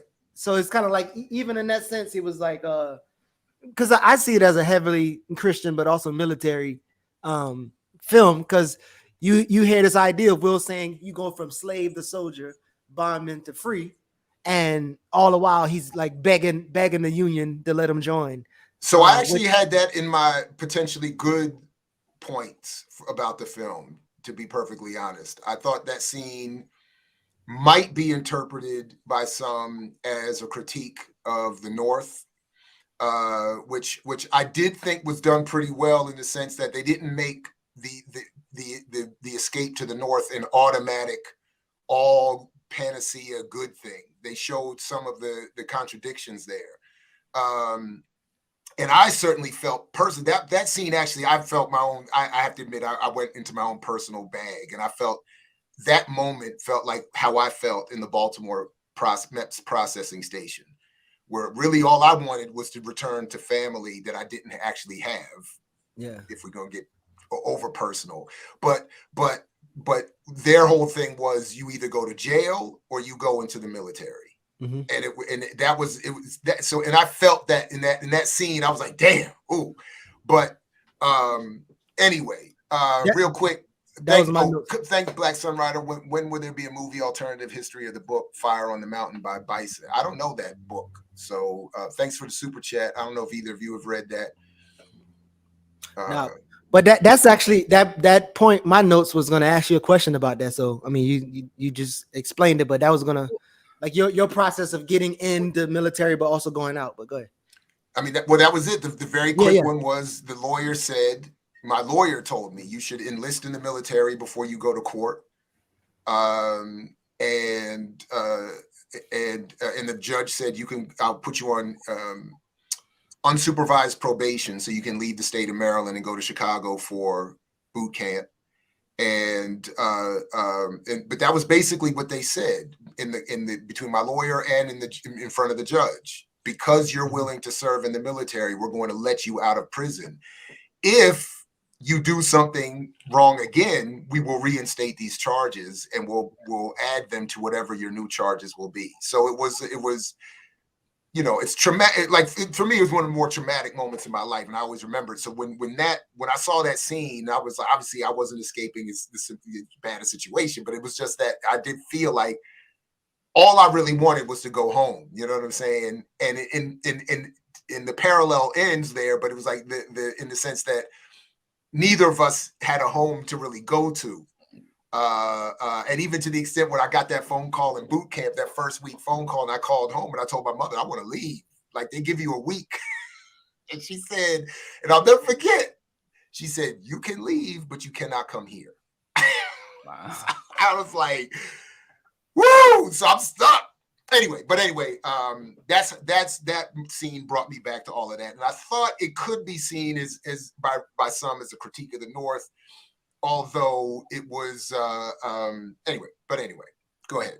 And we got somebody in the studio wants to join us also. But go ahead. Anybody want to respond? Well, it's two things, and I'd like to, for future Black propagandists, when you make these type of period films, if you look back at the ongoing Hollywood production of Holocaust films, or as they call them, Oscar fodder, and you notice that, like, if you look at the movie, even though these people go on to become mega stars, they never put the big stars as the protagonist, because the protagonist of the story is the plight. So you look at Schindler's List, and the guy that played Oscar Schindler, he wasn't a big star at that time. Or if you look at The Piano, and the white boy that played the protagonist in The Piano, he wasn't a big star at that time. Putting Wilson, whoever that casting director is, did a really bad job, because you're looking at Will Smith the whole time. And I had a hard time with that, and I wasn't sure if it was Will Smith or if it was the slap that was causing it. But I had a hard time getting. Yeah, you can't. And this is what we miss: blacker face. No, we didn't miss it. No, we didn't miss it. We didn't miss it. But I was going to ask it. But let's come to that. Let's let Curtis jump in first. Welcome, Curtis, and then I have not forgotten that. Don't worry. And I see we're coming up on 10, but I got a couple things about this film that I wanted to share that we haven't got to yet. So don't go nowhere. No rush, everybody, unless you have to go. But that's community movement builder sweater, Curtis. Right on. Welcome, Curtis. Nice sweatshirt. What's up? Welcome. You on mute? Can you hear? You're muted. Yeah. Nope. But as there we go. I heard something. Try again. Nope. Maybe you got take your headphones out or whatever it is. If you got headphones on, or all right, let's let him try to reboot that, and then let's come back. Let's do the blacker face thing real quick. But that's what I was gonna. That's what I was gonna ask. Do y'all still call it blacker face when there's mud? And the white boys who did the camera on that interview, they said they shot it in color and they shot it hair, but every time that they showed it to Fuqua was like, "Nah, I don't like the color one."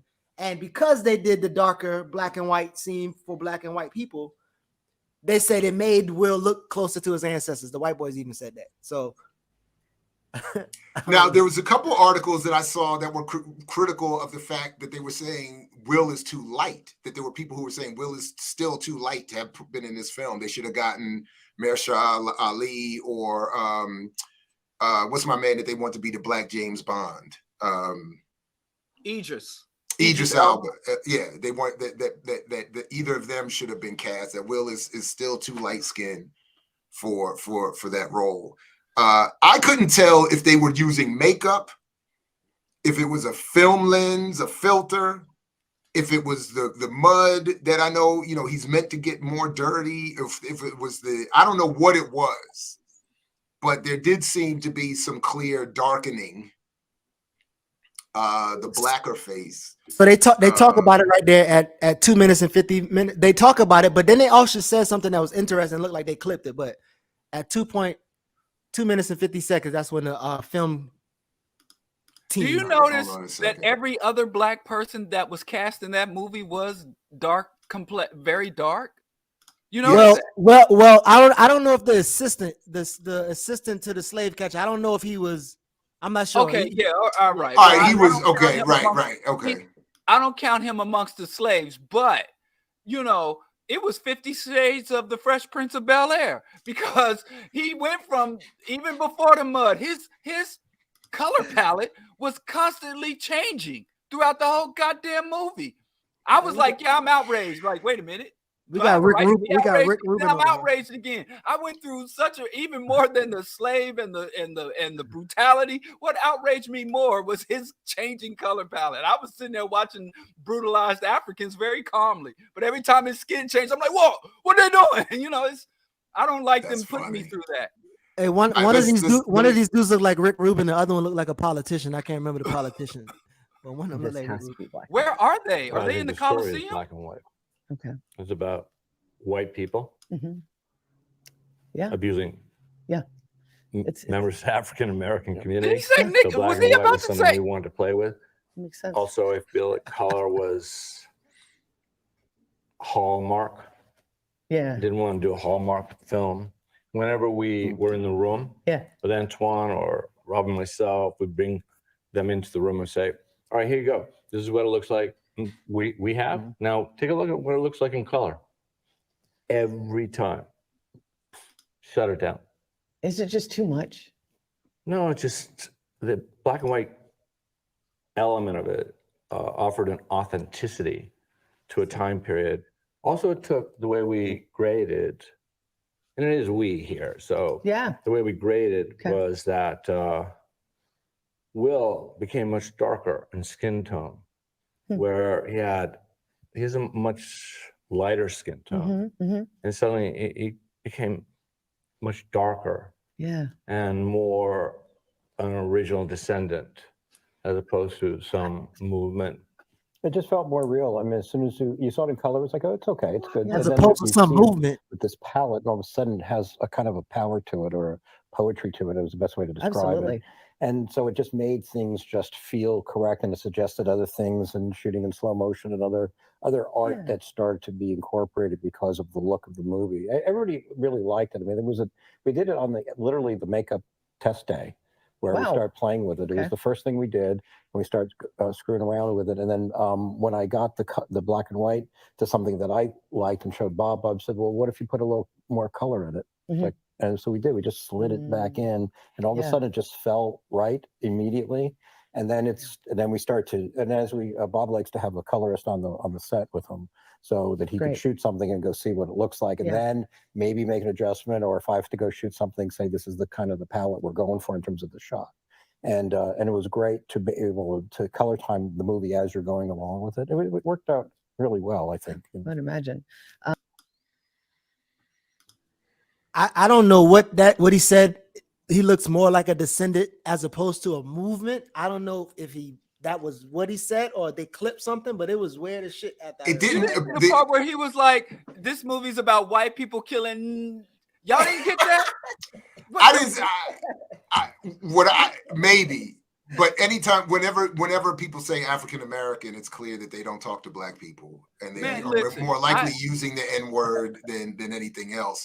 By the way, speaking of that, I had a note to share this. I just wanted for the gamers out there, they'll recognize one of the main slave catchers and drivers was the voice actor made famous by this character in Grand Theft Auto. So it was clear he was happy to get to say the N-word live and direct in the movie, when I'm sure he's censored from it in his GTA performances. But I just thought that was another little tidbit there that I thought was interesting from the film in terms of the casting. You said who was that? The slave catcher was. He was the one. I mean, he almost looks just like that, but you would more recognize his voice. But he's the one that is killed to start the rebellion. When Will kills him to flee, he's the first one he's the one telling him to put the lime in the ditch. And okay. You know, I recognized his voice, and I knew his. You know, the actor has. Anyway, there's been some controversy around him outside of that, so I was put on to him at some point. But it also reminded me, speaking of that of the OJ Made in America series, where they talk about the Hertz commercial and the white director of the Hertz commercial talking about how OJ was perfect because he was an African, as he said, but a very European African, very acceptable in his, he didn't look, so it was like the reverse of what they're saying about Will Smith now. Now it's like, so in other words, they're very keen on what they feel is authentic and original and the derivation of that original, which, by the way, I think white Americans fear. That, in other words, white Americans at this point have come to prefer the original continental African, which they feel less threatened by than those of us who are descended and raised here, enslaved here, and seen as more of a threat, which is why Eleanor Clift on the McLaughlin group, famously or infamously, I'll never forget this, when she said when he was first running for office that she was telling white people it's safe to vote for Barack Obama because he does not have, quote, the baggage of slavery. In other words, his continental connection made him unlike the scary Negroes that white folks in this country are used to, and therefore safe. So that's all. I heard all of that in that little bit of a comment there. That dude saying those scary Negroes, he's less of that in this film because he's back to his original form. Maybe when we felt we had more control over them. I don't know. But anyway, Curtis is back. Just try again. Can you hear me now? Yes. Yeah. Okay. Peace to all of you. Thanks for having me on, Dr. Ball. Congratulations on your award. That's very much phenomenal. Yeah, and shout out to Brother Diallo. I've been following him since 2016, and Brother Geechee. Thank you. Yeah. So pleasure to be on board with y'all brothers. And I just want to say to Brother Diallo, I don't know, all anti-Christian stuff, but Jesus is the reason for the season. I just want to say that, And it's a horrible season. I'm out here looking out the window, seeing 50-mile-an-hour winds. God damn you, Jesus. I'd love to blame Jesus for the sub-zero snow.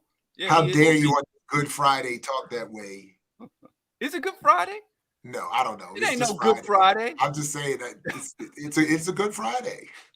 Listen, we atheists have a reputation of knowing Christianity better than Christians. Don't mess that up. Don't mess that up. You're right. Fair enough. Anyway, Curtis, what brings you on, man? What's up? Yeah, no, I mean, I had opportunity to come on. I did see the movie. I appreciated the white people getting killed. I thought that, historically it wasn't very accurate because I think like when the movie first started, it talked about how Lincoln freed the slaves in states in rebellion. And then at the very end, it stated, it referenced Juneteenth and how enslaved Africans were free after Juneteenth. And I'm like, that's not true. That didn't happen until, the 13th Amendment. And even the 13th Amendment had an amendment for continuing slavery. So, I don't expect much from Hollywood, from Will Smith, from Apple TV, but I thought it had some, I appreciated the white folks getting killed. I mean, but some of the other stuff that you all described, I definitely agree with. It definitely was very brutal. And one other thing I liked about is that it didn't, to me, it kind of was like a remake of Glory. It was like, I was like, okay, this is like a Glory film. But I also appreciated that how the Union was not just seen as a savior of Black people, because, when he went to the so-called contraband camp, they were pretty much the Africans, they were enslaved still. And he was told like, either you fight or you pretty much become a slave. So it kind of alluded to, from my vantage point, of how like the Emancipation Proclamation was just like a war. It was a war fighting strategy to get, the so-called contraband over to the Union side, to enable the Union to ultimately win that. And just like in Glory, this film shows you why they wanted to do that, to have all those Black bodies be run up there for cannon fodder. You all run up there, carry that flag, and get shot all up, and then thrown in a ditch with lime on top of you. And by the way, James, if you want to go see heads get cut off, just be clear, it's Black heads that are cut off in this film. There are no white heads cut off in the film. So if that's your particular form of horror, just be clear that that's what we're talking about there. I mean, a white hand got cut off. A white hand got cut off, yes, and a couple Black heads get hit with shovels or bayonets or whatever. But in terms of the actual cutting off, just to be clear, just so we're clear on our forms. That is true that white people that's one of the few historically accurate portrayals where when there were slave rebellions, they would put Black people's heads on spikes leading into and out of towns. There were, so after rebellions and any uprisings, and it was a policy of the Confederate military to execute and mutilate, not to take Black soldiers into captivity, but to execute them. And So do you think that underlying message of Lincoln saving, like at every point, all bro was talking about was Lincoln? Do you think that was overplayed? Oh no, I think that was clear. Again, I'm sorry. Go ahead, Curtis. Go ahead. No, go ahead. I don't think it was overplayed. I don't think it was overplayed because it demonstrates, and not to be insulting, but the ignorance of the slaves, and not ignorance to say that they weren't plugged into information. They weren't literate. They weren't allowed to know what was going on. So I could see that, as the whispers of the emancipation came into the to enslaved Africans, or I'm sorry, descendants of slaves, they would say, oh, Lincoln freed us. And so to me, it more articulated that it's ignorance. The tragedy now is in 2022, you still have Black people who think Lincoln freed the slaves. But I don't think it's really inaccurate to believe that, a Black person wouldn't even know what the president looked like. They wouldn't even know what a president was in many instances, because of the limited information that our ancestors had. And that's why I was saying in that intake scene, that Union soldier is lampooning him for that. He's saying, he's like, when your friend Lincoln, when you see your boy Lincoln, tell him I said hello or whatever. I hope he's in good health or whatever. He's like, until then, get your ass in the army. And a lot of the Union soldiers, we're going to forget about the draft riots.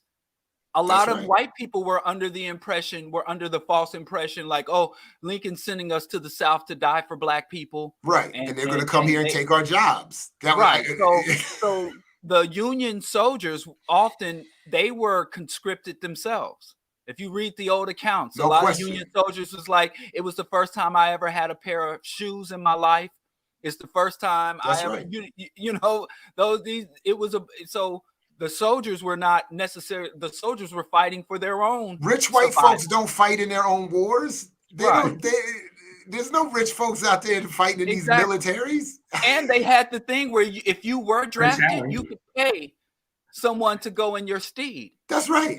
So those white Union soldiers had no affection for the Africans they were there to quote unquote free. They were there just like people that went to Iraq. They weren't there for the love of democracy. They weren't even there because they hated terrorism. They were there because they got paid. And I was there because the ship I was stuck on sent me there. Right. Because you didn't have options. Were you there to fight for the American way? Or did you? I didn't even. I said it's the highlight of my ignorance. I remember saying vividly, looking at the ship and saying, I cannot remain this ignorant about my own condition. Like, I don't even know what Iraq is. I don't know what a Kuwaiti is. I don't know nothing about none of these people. Right. So that I do appreciate them showing the callousness and racism of the Union troops, because they were not anti-racist warriors.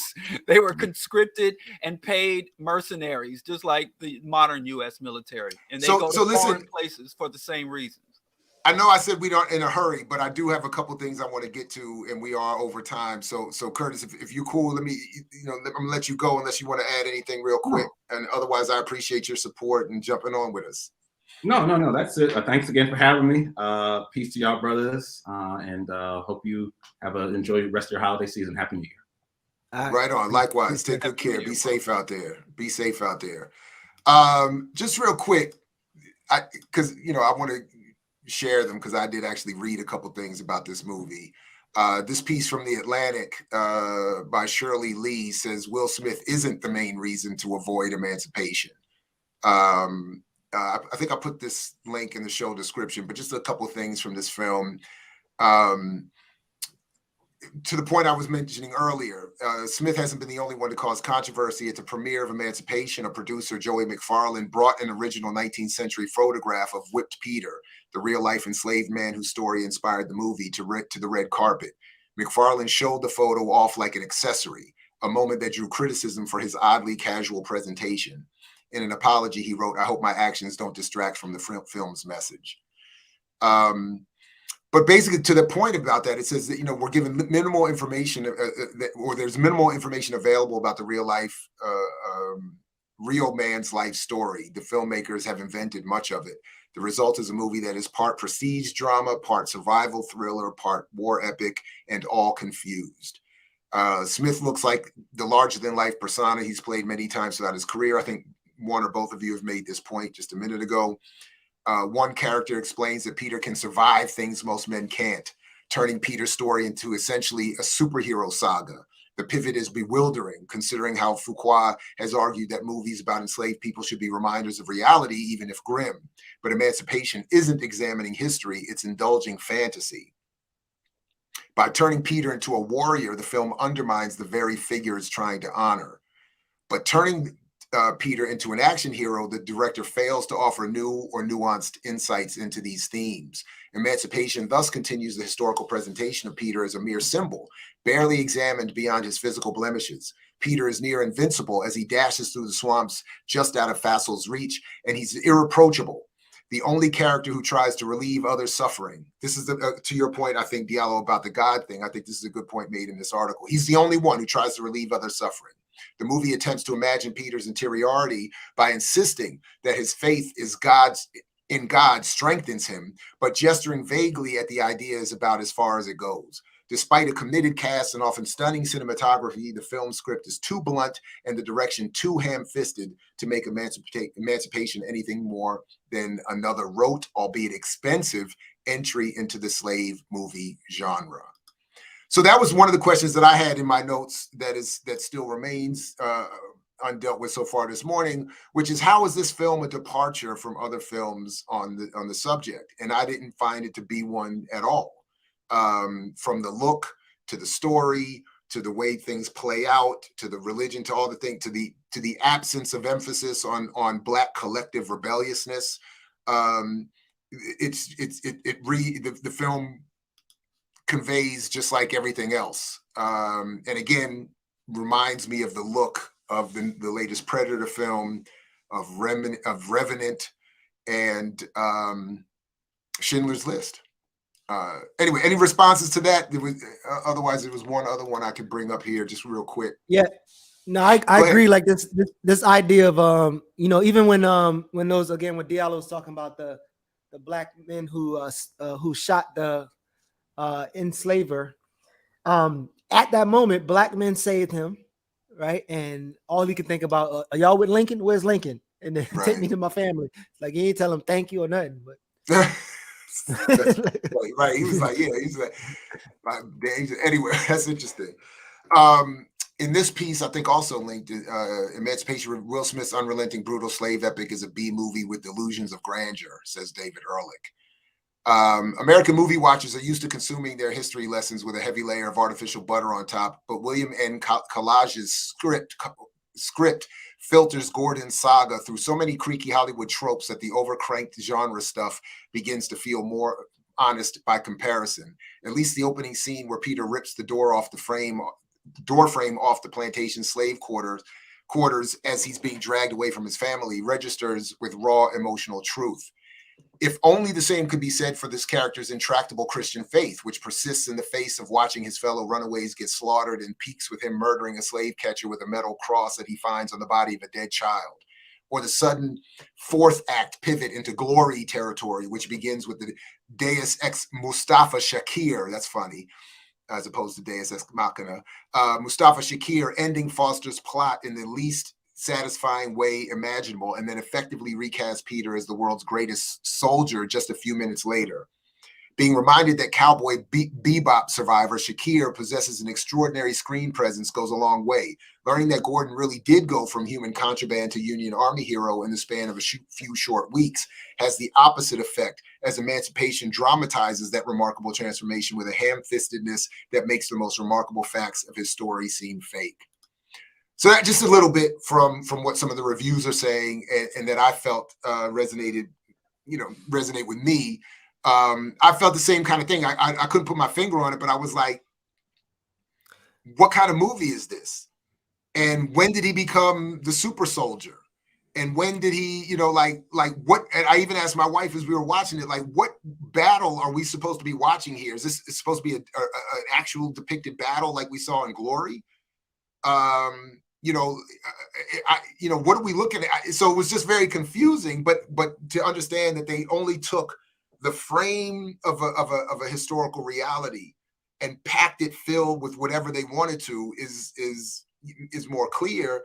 And I really like the point of one of the reviewers that this man's body is still just symbolically used to convey messages without any real focus on his actual life. Anyway, I wonder if back to Anani's point or thrust, that do you believe that in that movie when they had that little scene about tell Lincoln something about taxes, like these taxes are too much, do you think that displayed clear message that had the states came back into the union, they could have maintained slavery, they just would have paid more taxes or something like that? Do you think that was clear? Because again, it wasn't to me, but I didn't catch that point. But you may be right. I don't know. Diallo, you're muted. My bad. Hold on. You're muted. Yeah, you're muted. You muted yourself. It says I can't unmute you because you muted. Yeah, there you go. So, it's with the overall story. Like the movie critique is one thing, the historical critique is another thing. But I think we could also look at the fact that nobody went to see the movie. The movie isn't resonating. The movie isn't resonating. It's being called a flop. So, I mean, is that really a good thing, or is the community just not rocking with Will Smith? People are talking about. I think it's more about that than anything else, or that they don't have an Apple subscription or whatever. I don't think it's like some politically conscious. Did it? Yeah. Oh, I don't know. I don't know. I saw an article saying the movie failed miserably, that it made about $3,000 per screen upon its release. It did have a theatrical release, and the hood didn't go see it. You know, it's like everybody I hear, like the brother that called in, Curtis, he's like, I didn't see the movie. Like nobody's even seeing the movie. So I don't know if we can level that as or see that as ultimately a good thing. Or I guess it's a net positive. But anyway, my point about propaganda is always we need to be worried about the intent, not the impact. Right. So hopefully nobody did go see it, but we should be clear what they're trying to do to us. Because if it wasn't for the mix show, I certainly wouldn't have subjected myself to that shit. Y'all tried to get me to watch The Woman King. You know, and y'all. What we gonna watch for the new year? What's gonna be the next film? What's gonna be the next film for the new year? I don't know. Last good black movie I saw was My Name Is Dolomite. And wow. The Eddie Murphy joint? That shit was good. Yeah, I liked it too. But you know, then I heard that Eddie Murphy shunned Rudy Ray Moore throughout his life. I heard that too. I saw a whole video where they were talking about Eddie's fake because he shunned Rudy Ray Moore and then did a movie about him. That's the and the movie revived his career. Yeah. So then that diminished my enjoyment. I can't have nothing good in my life. But to your point, Diallo, it says here, Will Smith knows folks won't forgive him as Emancipation fails at the box office. Thanks, Geechee, for sending this. Will Smith knew Emancipation failed to impress fans as it could not perform at the box office. An insider close to the actor told the outlet, Will knows it's a long road to redemption and a lot of folks won't forgive him. So that's what that's what this article is saying, that it has more to do with Chris Rock's slap than it's not like some we're resisting this nonsense about a bad version of enslavement. How long? Look, I gotta find somebody set up to slap the shit out of somebody in a public place, so I can blame everything on that for the rest of my life. I'm gonna just come home, put on some drawers, and sit on the couch playing Xbox. Like, baby, you know I can't do nothing because of that there slap. Man, come on. Do you really think people are people just ran back to? I do. I do think, but that to me would be different though. I think because nobody cares about black women getting abused. They do care about black celebrities getting slapped. So I could absolutely see black people saying, I will watch Ray Rice run, but I'm not watching Will Smith act. All right, so tell me this: you think let's be on the lookout for the next Chris Rock feature movie? He was just in a flop. The film Amsterdam. flopped. He wasn't a star. He it wasn't wasn't a his star. vehicle. But the film is terrible, by the way. Chris Rock makes a lot of shitty movies. I mean, he didn't make the film. I actually thought the film was going to be good because of all the rest of the cast. I thought it was going to be a nice little indie film or whatever, but it was ridiculous. And then they try to do a quick historical pivot to reference the real history of business trying to take over the Roosevelt administration. To clean up, the film was madness. I don't think if Will Smith did Rush Hour 5, what Rush Hour are we on? Not Rush Hour. What's his Men in Black? That's his movie franchise, right? No, Will Smith. Yeah. Well, not anymore, but they took that from him and they ruined it with another Wild Wild West type and went back to his strong suits, bucking, being the safe Black guy, just urban enough to invite to your racist grandmother's Thanksgiving. If he went back to his what made him, who the Will Smith, if he went back to Fresh Princing, I promise you, people go see that shit. I mean, Will Smith is teaching history. You seen when the guy said he don't like the accent on Twitter? I think I sent it to y'all. I sent it to you again, Diallo. But he's going lying about the Haitian thing, and that's kind of what he's teaching history now. I just don't see the hood holding him accountable, or even white Hollywood holding him accountable. We tell this story. So I know a lot of people in the comments were confused by the accent. For me, that was a big part of being able to tell this story and to be able to add textures and fibers to the comprehension of what that Atlantic slave trade was like. The character is from Haiti. So just before the Haitian Revolution, a lot of the slave owners, they fled from Haiti into America, where they thought they would be able to continue to maintain their slaves. So the accent is Haitian French. So it's that Haitian French with that Creole from Louisiana. So Peter and his wife were brought from Haiti, and that was their native language. And then but we don't know that. Where is he saying he'd get that from? Born and raised on a plantation in America, and so they were raised under American English. So there's a whole lot of the diaspora.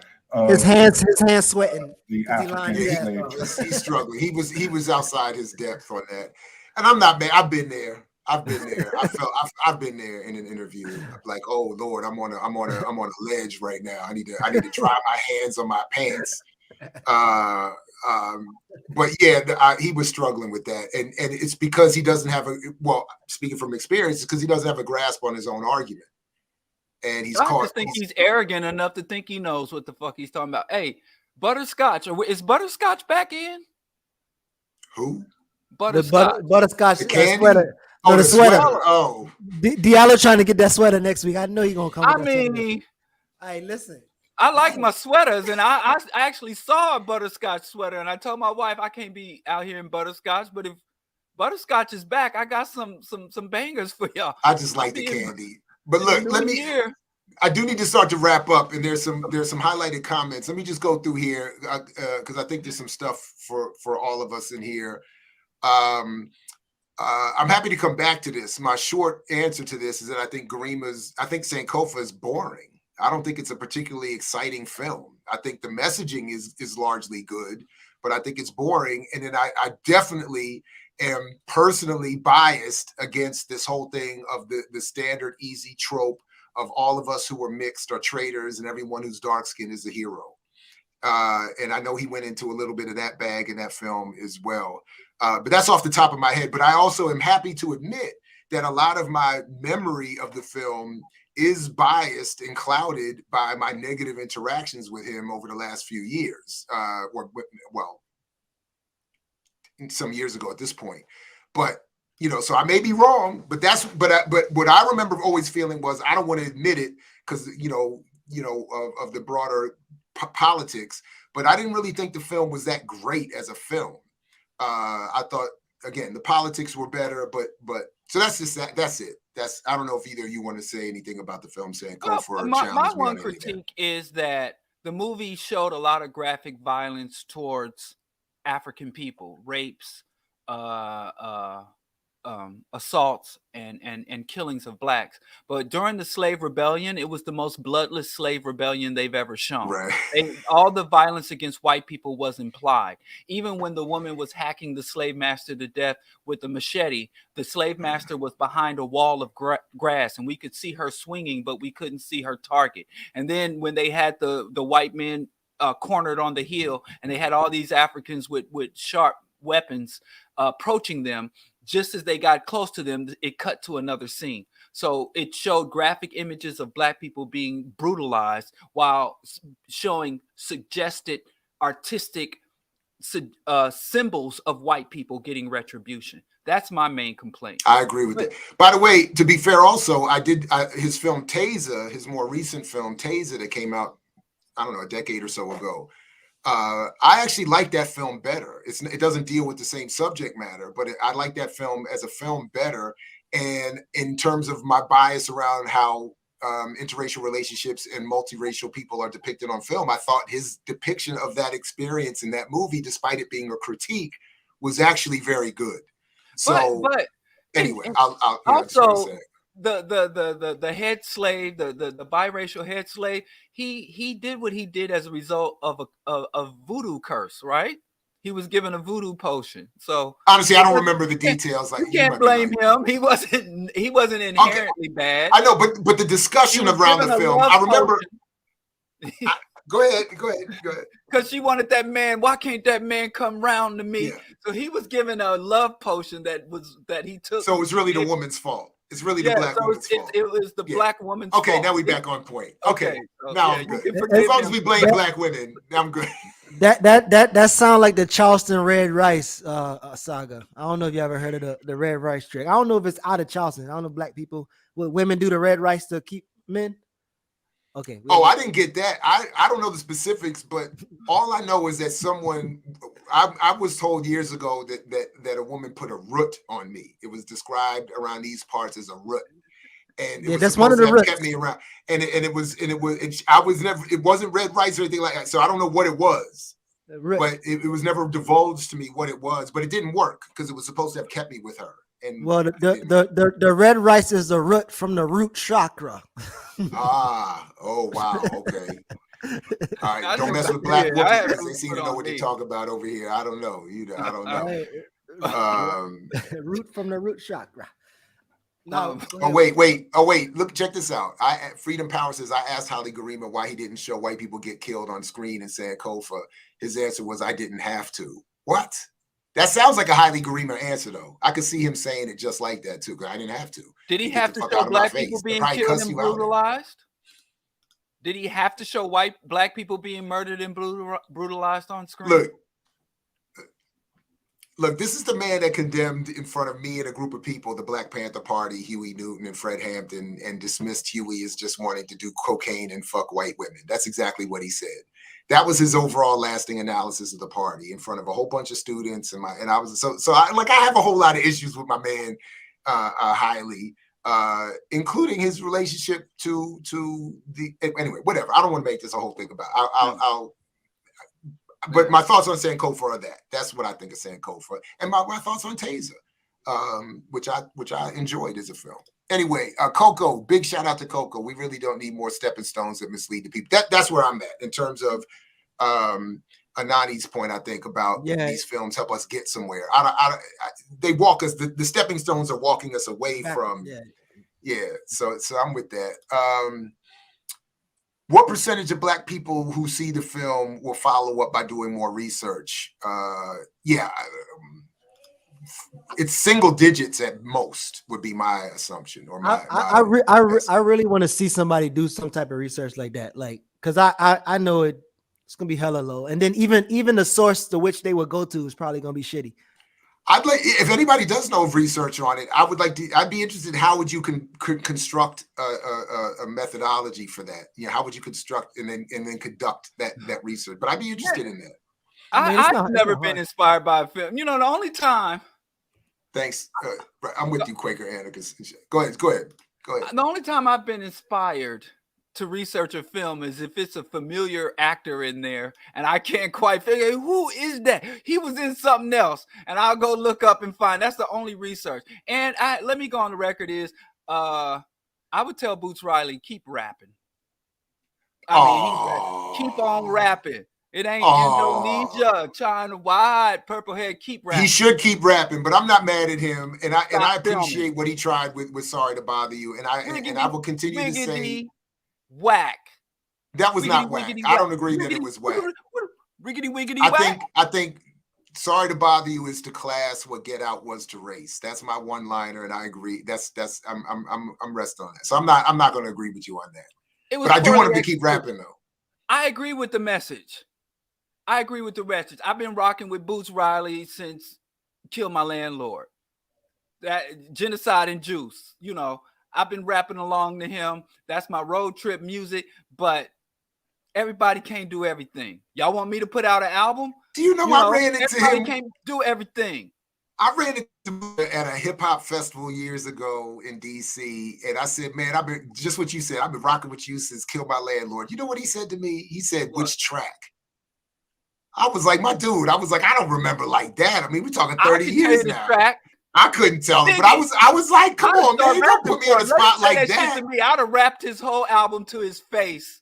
Because I didn't learn to like. That's what he wanted. He wanted a better fan than I thought rappers didn't like that. I ran up to Freddie Fox and started rapping Freddie Fox. He looked like he was about to swing on me. I saw Freddie Fox in Harlem. I'm like, first I had to tell him who he was. Like, you Freddie Fox. Bumpy Knuckles. I start spitting his own lyrics back at him. I thought they didn't like that. That's the best rap name in history, Bumpy Knuckles. Gun dust exploited and they hung us. Anthony D, please. I must be too old school. As much as you around here, Anthony, please get my name right. Come on, Dr. Jared. Come on, that's Jared from Subway right there. Hey, look, I've never had the little fan thing. I used to work in radio and met a bunch of the clown celebrities, but I did kind of like messed up when I met Gregory Porter, right? Because I'm a jazz head, and I'm taking a picture with the dude, and I don't know why, but my hand is resting on his belly. Like I was like. It was random. I was like, "What?" I caught myself. So what the fuck am I doing? Like I'm. But why did he catch it? Get your hand off my belly. What is? Who knows? It was random as hell. I was like, "Oh shit!" And I'm mad that you called it a belly, letting us know he's chubby. Because if it was, the brother had a belly. It'd be a stomach. But how you think he sings so good? All them jazz guys, all they do is smoke the reapers. Listen, the way that brother sing, he probably singing from the belly. So. Sounds the same elsewhere. I have not seen that EYL was on today's morning show, but that again makes my point. Actually, wait, which morning show? Today. Today. Oh, today. Oh, I thought. So my point would be that this makes my point that the fact that they're invited to speak about their work on that platform more than anything I could have said makes my point. By the way, one thing that reminds me. If anyone's interested, stay tuned, because one thing I am committed to, probably on one of the nights, it may either be Christmas Eve, or maybe New Year's Eve after I submit the second edition of the book to the publisher. I'm going to do one of the nights where my family is out. I'm going to do a live Drinking with Drink Champs episode, where off camera, I'm going to watch EYL on Drink Champs live here and comment with my own drink and maybe create a drinking game to go along with it. Like every time they say something about buying power, take a shot. Just something like that. Something I can survive. So stay tuned for that. I am going to do that. I saw it. I was like, the only way I can watch this is if I'm having a drink myself. So let's turn it into a fun show. So stay tuned for that. Little Romeo. Can I think, you know. No Limit Soldier. I'm ignoring people. I'm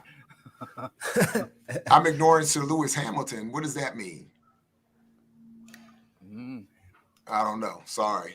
But thanks for the super chat, McGeegermeister. Something came out in that little Romeo Master P beef that I think everybody glossed over. What's that? I'm not even paying attention, so I definitely glossed over it. Cause you're not plugged in. I thought you was all about hip hop and the culture. He ain't no Limit Soldier. That's his problem. You be a hip hop scholar and you ain't up on Lil Romeo. He don't even know BG and the Hot Boys, man. It's like terrible. Listen, I know. I'm not real. I'm not about it. You don't know, Mr. So what is it revealing though? Mr. Servon, Fiend, Mia X. Okay. No, but this is really okay. Lil Romeo put out a document that stated, well, here's the ultimate thing.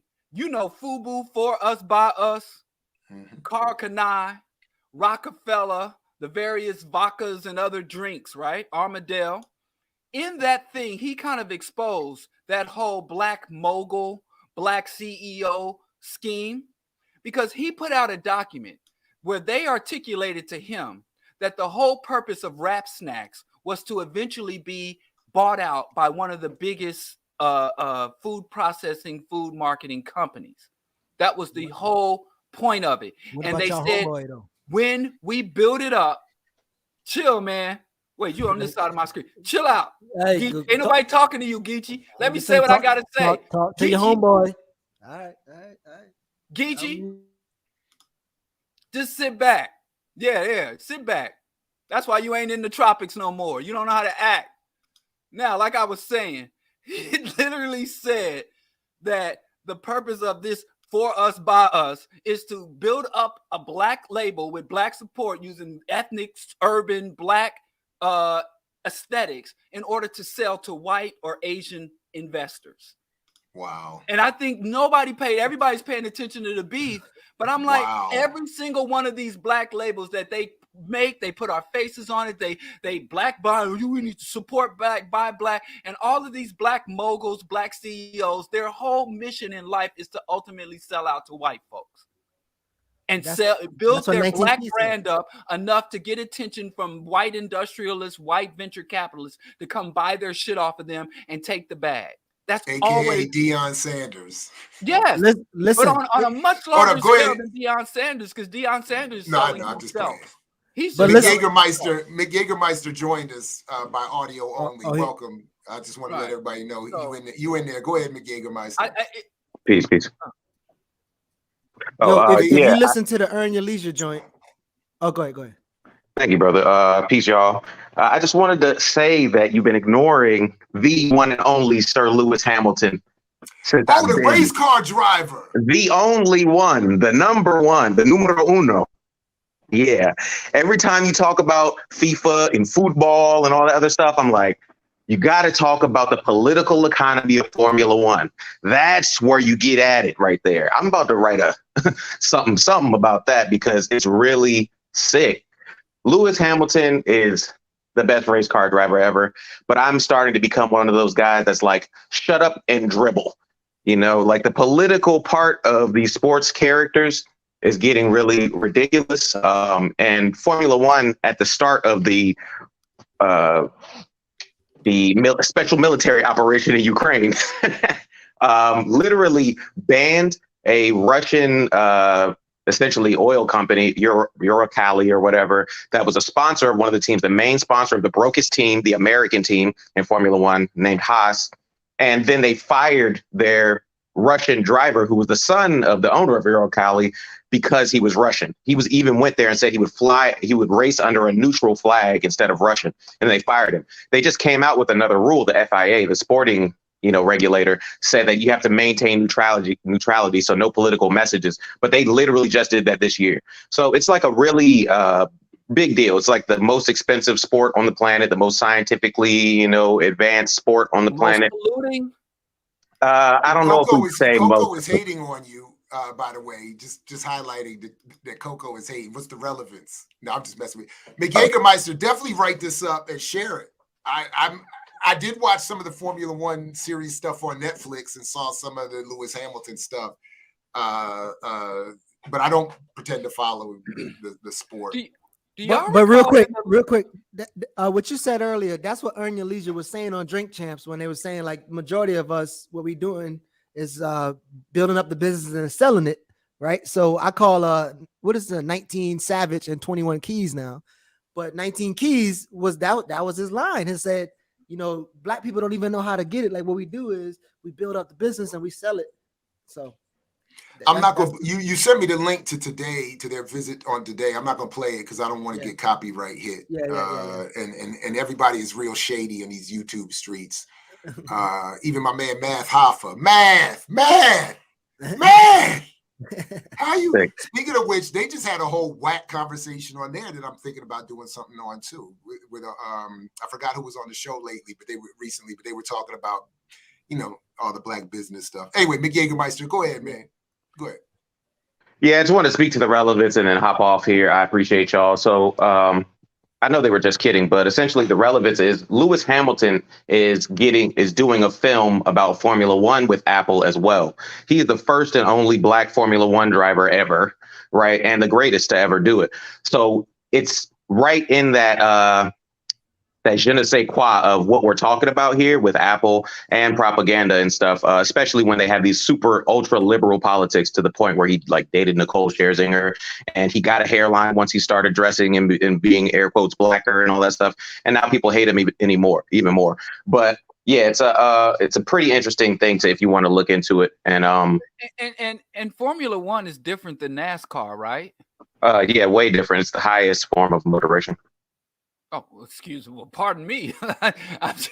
So Formula One is not limited to the U.S. Is that an international race? It's almost entirely international. The U.S. has a very small footprint.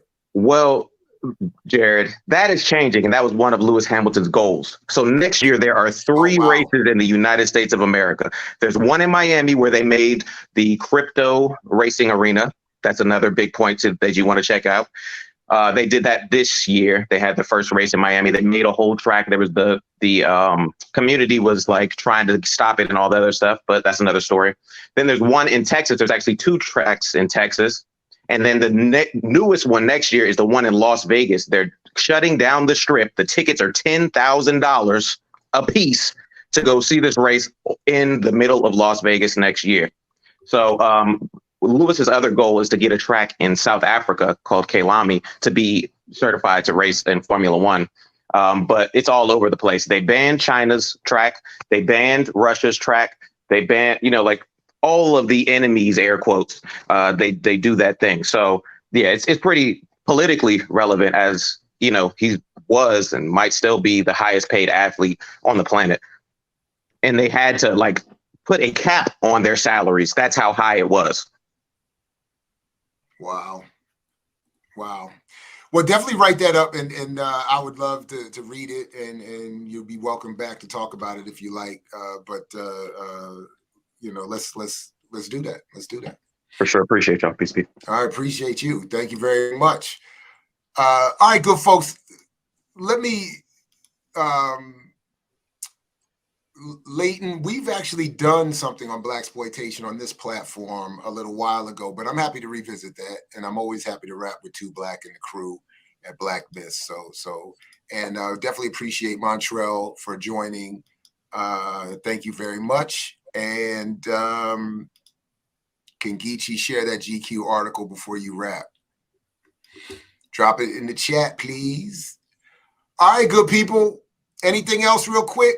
We won't be back as a crew until January 6th, Friday, January 6th. And then I don't know what Diallo is exactly plans going to do. We're going to talk about it in terms of his show joining the platform. And does that mean we lose you on Fridays, or does we just get more Diallo? I don't know if we can afford all of that as a platform. Can we afford that as a platform today? Yeah, we can wrap after this. Let's talk for a few minutes. Okay. If you got it, let's talk. Oh, I got to make a couple of runs. I actually have to make a run. I don't have to leave the house, thank goodness, but I got a couple of things I have to do before I can circle back. But all right, well, just hit me up. I mean, we can. It won't take long, or I can even send you something. It's not that deep. Yeah, but go ahead. Yeah. Oh, me? Anyone, either. I just want to leave the message that you can't be a rebel. That Christianity is pro-slavery. The religion, the Bible, the scriptures are pro-slavery, and God Himself and Jesus Christ are all pro-slavery. You cannot make a true to form, accurate, and honest anti-slavery, pro-Christianity movie. And yes, if you are a Black Christian, then any level of resentment, rebellion, or defiance that you exhibit towards your masters is a sin. And all of your ancestors who believed in Jesus Christ as their Lord and Savior and rebelled against their masters are now going to face eternal hellfire unless they repented for their rebellion against their masters. That's all. I just want to share that on this holiday. That's my holiday message. And put out your tofu and your herbal tea for Karinga Claus is coming to town. People got mad at me last year, but I think I should do a revisit. Socialism is better than Kwanzaa. But anyway, Geechee, anything else? So yeah, if you go into the Kwanzaa event today, make sure you buy your soap and your shea butters from all the circulating that $1. But yeah, that's all I got. And I mean, the movie in itself, I think I had the free. The black capitalists shut you down. So y'all want to watch that? Say that again, man. The dollarists shut you down, man. Nobody heard that. Listen, as soon as I start talking about circulate the dollar, I talk about circulate the dollar, and I said I got the free link to the movie, so they cut me off. My bad. That's it. That's it. All right, good people. Like Fred Hampton used to say to you, we say peace if you wanted to fight for it. Thanks everybody for coming through today, all year round. Thanks to the fellas for coming through, all the guests that popped up. We appreciate you. Catch you next time here at I Mix What I Like. Make sure you got the bell clicked so you never know we might pop up. But other than that, see you next year. Peace, everybody. I mix what I like, what I like, what I like, what I like, what I like.